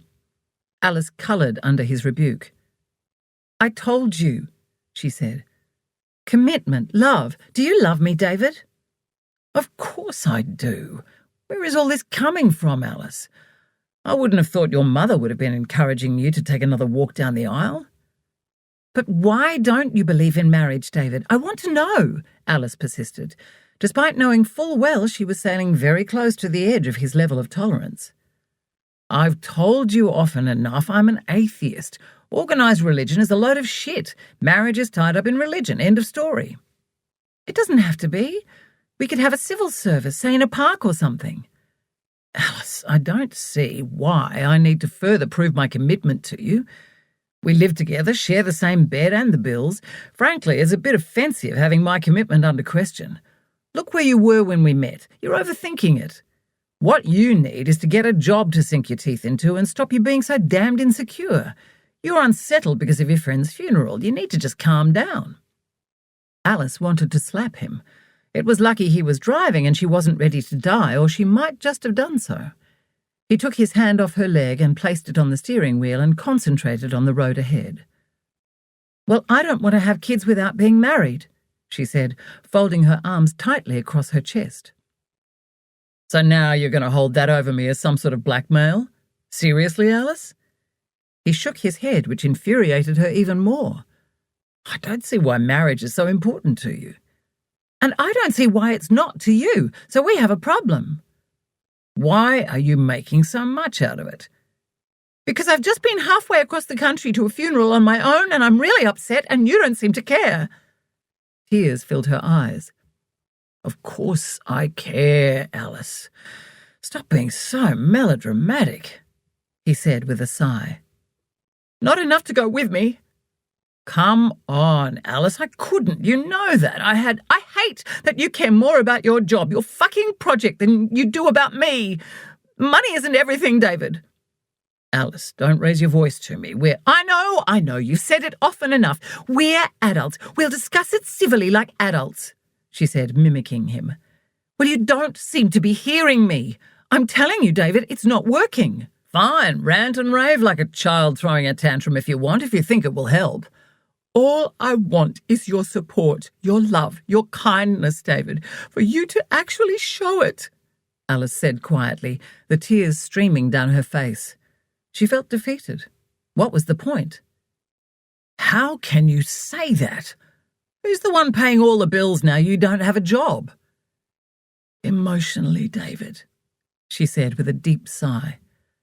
And anyway, I'd like to see you live without money. They can all go on about how money doesn't buy you happiness, but try getting by without it.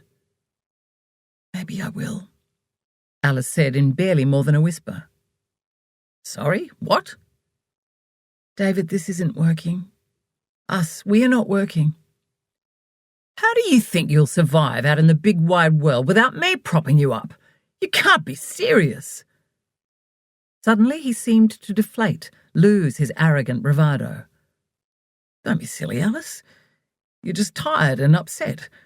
It's been a tough few months with moving house and the job and everything. Don't make rash decisions you'll regret. I'm serious, David. I love you, but I don't think we share the same fundamental values.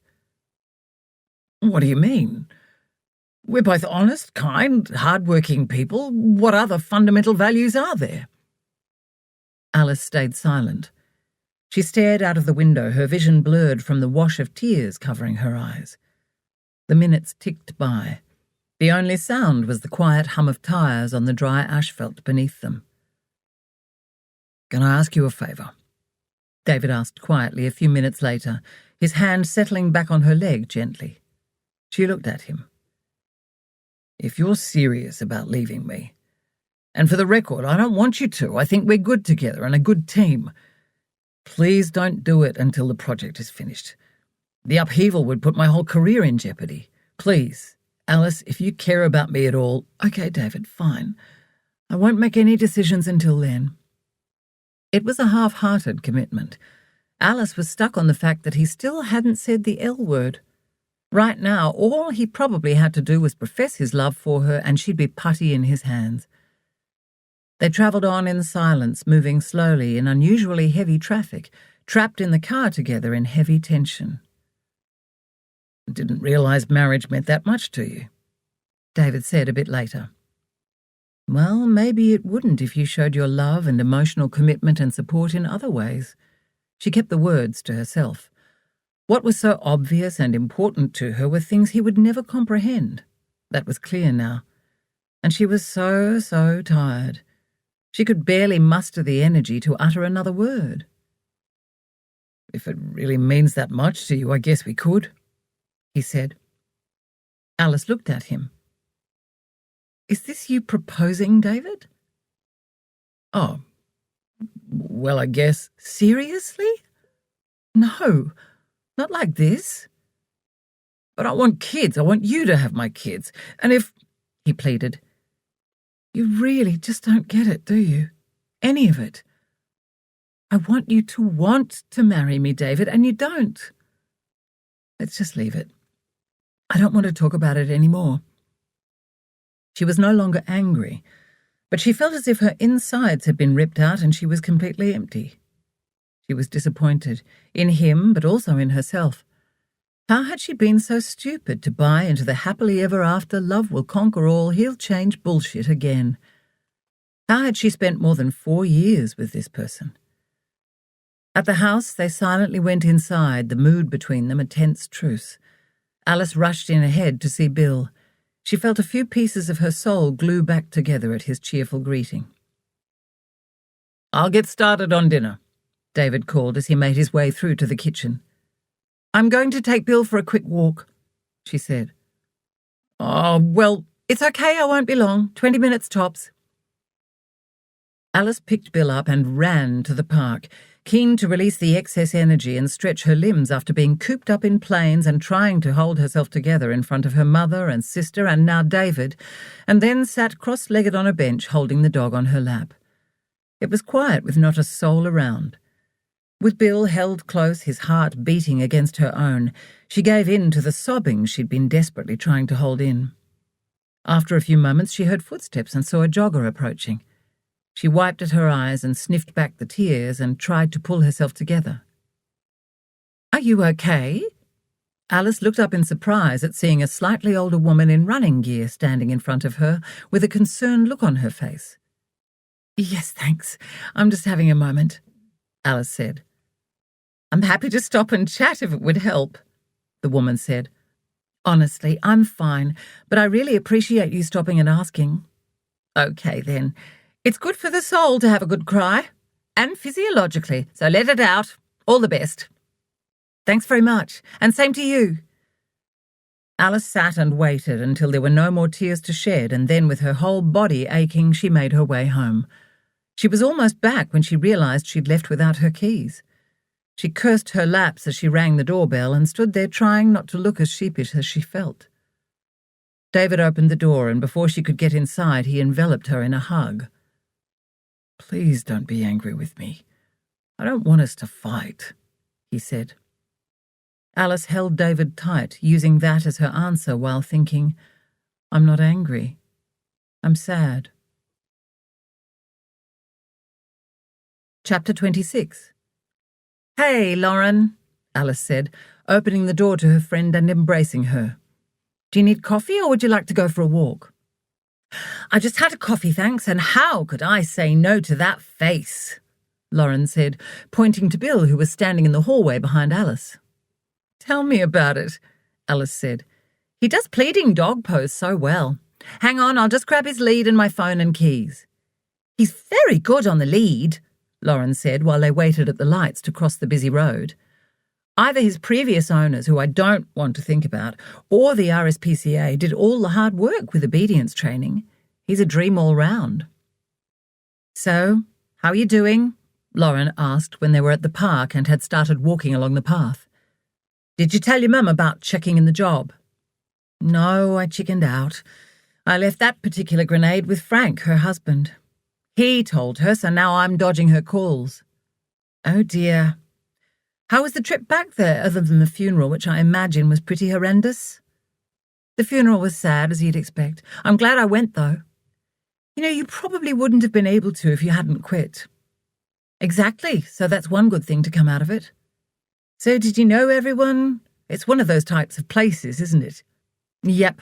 Oh, you'll never guess who turned up that I wasn't expecting to see." "Who?" "My ex-husband, Rick." "Oh, wow, awkward." "Actually, no, it wasn't at all." "Ooh, tell me more." "He was my saviour." "I think you'd better tell me everything." "Well," Alice started, and told Lauren everything. "And then Mum invited him for dinner. It was like we were right back there when we were married." "Jesus, that's some weird shit right there." "Yep, it sure is." "Doesn't she realise you're in a committed relationship, or doesn't she like David?" "I have no idea what goes through that woman's head. Seriously, reading all I have on narcissism and toxic families and the like, after Brett told us about his family, has put some things into perspective. I really don't like my family, Lauren. Except Frank. God only knows why he sticks around. And that's okay." "I know. In some ways I envy Brett his decision to cut ties with his." "Yes, but it's been hard for him. Really hard." Something in Lauren's wistful tone caught Alice's attention. "Hang on. Are you two an item?" she said, glancing at Lauren, who was blushing slightly and looking a little shy. "Yep." "Since when?" "We had a long, deep and meaningful on the phone after that lunch, and another over coffee, and then another. As you know, we've been mates for years, but I think him being so open and honest with his feelings flicked a switch in me. It's early days. We're taking it slow. He's still working through a lot of stuff, including the fact he's chosen the wrong partners in the past because of the whole narcissism thing." Have you kissed? Yup, Lauren said, dipping her head coyly. And? Lovely. Really lovely, Lauren said with a long, contented sigh. Just a bit of a snog, no more. As I said, he needs to feel his way a bit. I bet, Alice said, shooting Lauren a cheeky grin.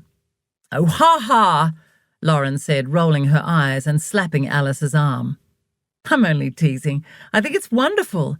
He's definitely one of the good ones. I think so. I like that we're already such good friends, though I can't believe I've never considered him as anything more. Well, we did all wonder if he was gay there for a while in the early days, remember? That's right. Isn't it amazing that just because a guy is kind and gentle and talks about his feelings, we immediately think he's gay? Talk about putting people into categories. It was an honest mistake. He does also have a fabulous dress sense, and his hair is always immaculately done. That is true, Lauren said with a laugh. Oh, Alice, I don't want to rush things or jinx it, but I think I'm falling in love, Lauren said with another long, drawn-out sigh. Ah, that's lovely. I'm so happy for you. You would make a good-looking couple. They walked on at a pace barely more than an amble.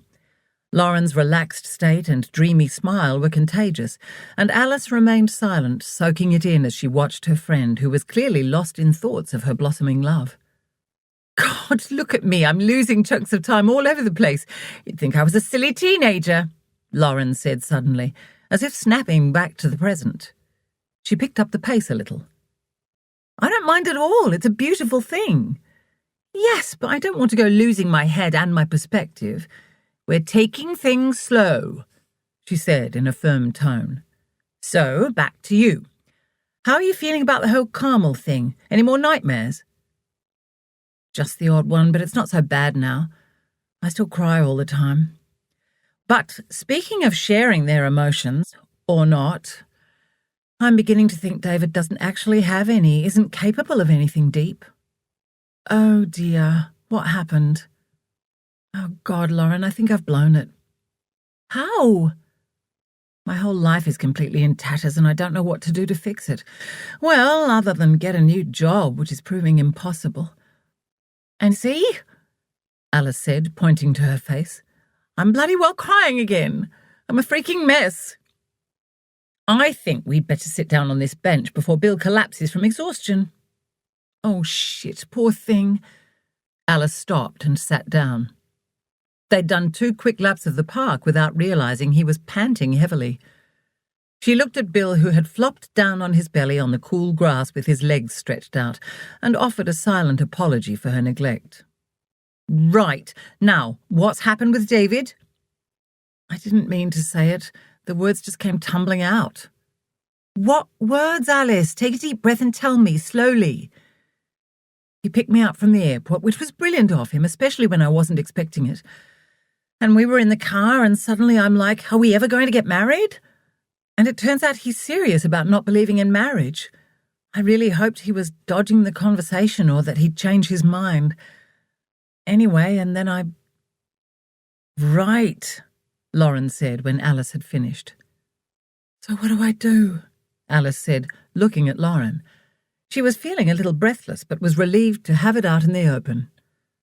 I don't know if I believe in marriage anymore either. Anyway, what was I thinking? I think we probably all crave belonging, someone choosing us to a certain extent. Maybe it's in our DNA or it's societal or something, but I reckon it's there. We just have to make sure it's with the right person and for the right reason. That's what Brett's working through, Lauren said. He says he's discovered his view of love is skewed because he was never shown what true love is as a child. I think I'm in the same boat. What do I do? What do you want to do? Make up, which it sounds like you sort of have anyway, or leave? Oh, I don't think I could leave. Look, that idea has literally given me goosebumps, Alice said, holding out her arm for Lauren to see. Because you're afraid of being alone? I guess. And where would I go? I've got Bill to think of too. Most landlords and body corporates don't like dogs. That's why we never had one before. I don't have any money, I don't have a job or any means to support myself. See, it's all such a mess. You do know everything works itself out, regardless of our angst and hair-pulling, don't you? I really don't feel like it right now. You're going through a lot of emotions. Maybe it's best you've said you won't make a decision until David's project ends. Maybe you'll change your mind and be happy with him again by then, when all this other stuff settles and you're feeling better within yourself. Honestly, I don't think I've ever been truly happy with him. I'm beginning to see that he was an escape route, a way out for me from my family, my circumstances, and Hope Springs. God, can you imagine my mother at hearing I've had another failed relationship? She's already having apoplexy about the job, judging by the voicemail messages she's leaving. That's no reason to stay, Alice, Lauren said gently. I know, but God, facing her and my smug, perfect sister makes staying feel like the lesser of the two evils. That's sad. I'm so sorry you don't have a kind, loving family. I can't imagine how hard that must be. So I guess asking them for some financial assistance wouldn't be an option? Definitely not. An absolute last resort. They sat in silence for a few moments before Alice spoke again. Thank you for being my friend, Lauren. Well, I'm not sure I'm very helpful. You're being the voice of reason and you care, and right now that's what I need. Everything will work out for the best, you'll see. Promise? I promise. In not too long, you'll be in a much better place and you'll look back on this time and laugh at how hopeless it all seemed. Meanwhile, I think you need to relax, ease up on yourself, not expect to have all the answers. That's the universe's job. Put it out there and ask for help. That's what I do. Make a list of the things you need to deal with to achieve your goal and whatever is bothering you, and then assess whether whatever it is in your control. If it is, then work out what you need to do. The steps, actions, etc. to achieve it. If it's not in your control, then put a line through it and assign it to the not my problem bin. Write notes if that's easier than trying to keep it all in your head. That might just add to your feeling overwhelmed. Anyway, you know all this. Remember how you knew what you needed to do with all the uni essays and assignments? You were good at that. But that was also straightforward. Approach life, all the stuff that's bothering you, the same way, methodically. Turn it all into bite-sized pieces. Everything can be broken down and managed bit by bit. But please don't settle for less than you deserve in life because it's too hard or overwhelming to change. I bet you felt exactly the same when you and your husband split up. And look where you've ended up and how much stronger you are now than you were then. I don't feel it. Oh, that's just because your confidence has taken a knock thanks to that bitch Carmel, and you're grieving the loss of your dear friend Ruth. Do you know they say divorce, moving house and losing a loved one are the hardest things you'll ever do in life? You've been through a lot recently. Cut yourself some slack. Breathe. God, what would I do without you? Alice said, leaning over and hugging her friend. I'm here for you, Alice. There's nothing wrong with asking for help or leaning on a friend. Just remember that. Come on, let's go back and have that lovely machine of yours make us a coffee. Yeah, and then I'd better get back to the job hunt. Still nothing? Nope. Not even an interview. And that's before the matter of no reference from last direct report comes up. Though no doubt my reluctance is coming across loud and clear. I so don't want to go back to an office, but that's really all I know. What about customer service? Doesn't your family run a shop? Yes, but there's no way I'm going to ask them for a reference. And anyway, that might be a little iffy on the ethics, wouldn't you say? Probably, but sometimes you have to do things you don't want to for the greater good. Sorry, that sounded condescending. What I meant is, don't discount actions that are a means to an end. I don't think you'd be a true friend with my best interests at heart if you didn't offer some tough love occasionally, Lauren, as much as I mightn't like to hear it. Okay, well, speaking of that... Uh-oh, Alice said. I think that's your phone ringing. Yeah, it might just be my dream job that I don't know I want and haven't applied for, Alice said, pulling her phone out of her pocket. She stared at the number. It was vaguely familiar, but it wasn't in her contacts. They can leave a message, she said, as she let the call go to voicemail. So what were you going to say? You were about to dish out some tough love. I've been thinking it might be a good idea for you to desensitize yourself with Carmel by going to one of her auctions or inspections. She wouldn't have to know you were there, and I think it would help your anxiety by facing up to your fear. Oh, just the thought of it makes my heart race, Alice said, putting a hand to her chest. Seriously, Alice, you can't keep letting her have this sort of control over you. I know you've been through something traumatic because of her, but you're letting her win, letting her determine the course of your life to some extent. I know. You're right. It's completely irrational. It's not completely irrational, Alice. That's not what I'm saying. I think you're having a perfectly reasonable reaction given the circumstances, what she put you through. I can't believe I'm like this after working for her for only 4 weeks or so. Alice, if someone was a mess after being locked up by a psychopath for just 1 day, held captive, you'd be sympathetic. I don't think time is a factor. You can't help it if you're super sensitive. Now you just have to try to limit the damage and lasting effects. I feel like such a fool for being so affected by it. You need to stop that, Alice. You feel what you feel, end of story. Everyone's reaction to anything is different, their own. I'm not judging you, I'm trying to help. I know, and I really appreciate it. It's just hard, Alice said. I know it's hard, but remember, nothing worthwhile is ever easy. That sucks, Alice said. Yes, it does. But you're right. I need to get a grip on it. My whole life feels pretty screwed up right now, so maybe this is one little part I can try to fix. That's the spirit. And, for the record, it might be playing a bigger part in your whole life than you realise. Yeah, that's probably true. You're so wise. Well, I'm not so sure about that. So will you go with me to one of Carmel's auctions or opens? Okay. When do you have in mind? Sooner the better. How about Saturday? Here, she said, after fossicking in her bag and drawing out a folded sheet of paper. She smoothed it out on her lap before handing it to Alice. You'd be doing me a favour too, actually, she said, by keeping me company. Dad wants me to go and bid for him, and I'm bloody terrified, so some moral support would be very welcome. Okay, it's a date. Great, thanks. No, thank you. As scared as I am, I would like to get over my Carmel phobia.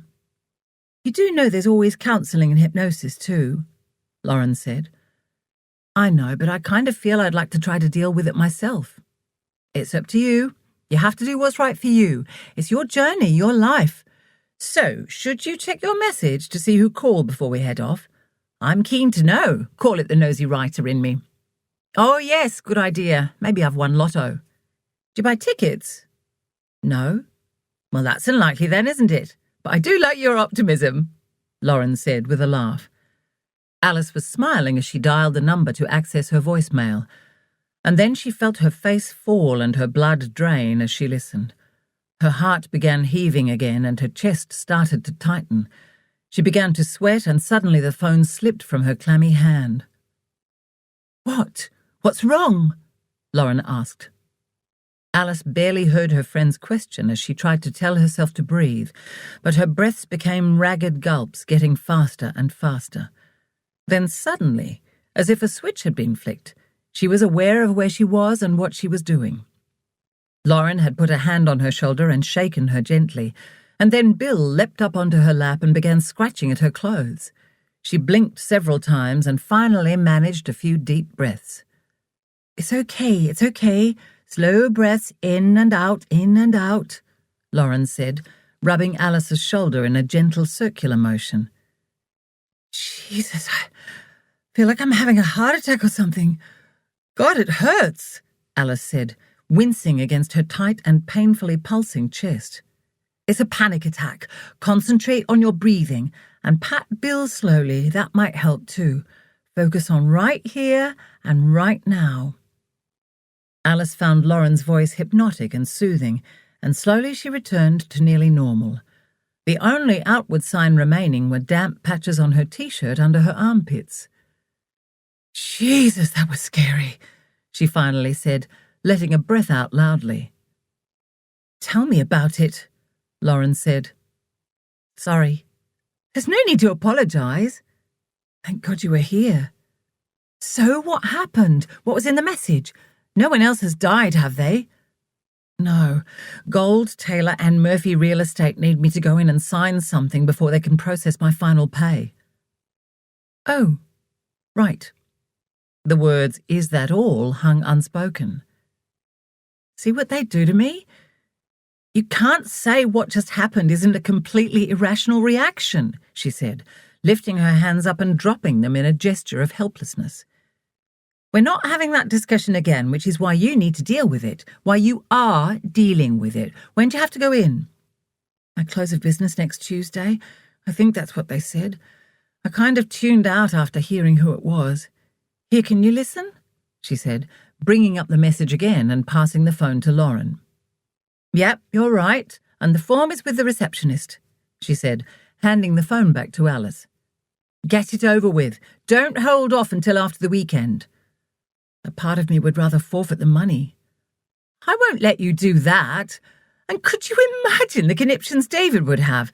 We've been through all this. You're going to face your fear, just a little sooner than we'd anticipated. Why don't we go in and have lunch at a cafe nearby, the one you did your original interview with Carmel in? Then I'll wait while you go up and do your signing. Couldn't you come up with me? Of course I could, but I don't think that'll help you to get over your hoodoo. You're probably right. It'll have to be tomorrow if you're not going to have it hanging over your head and worrying about it all weekend. Okay, it's a date. I don't have to ring them back, do I? It just said the form is there and to come in sometime, right? Yep, that's how I heard it. God, I badly need that coffee now. I feel like I've been run over by one of those road rollers.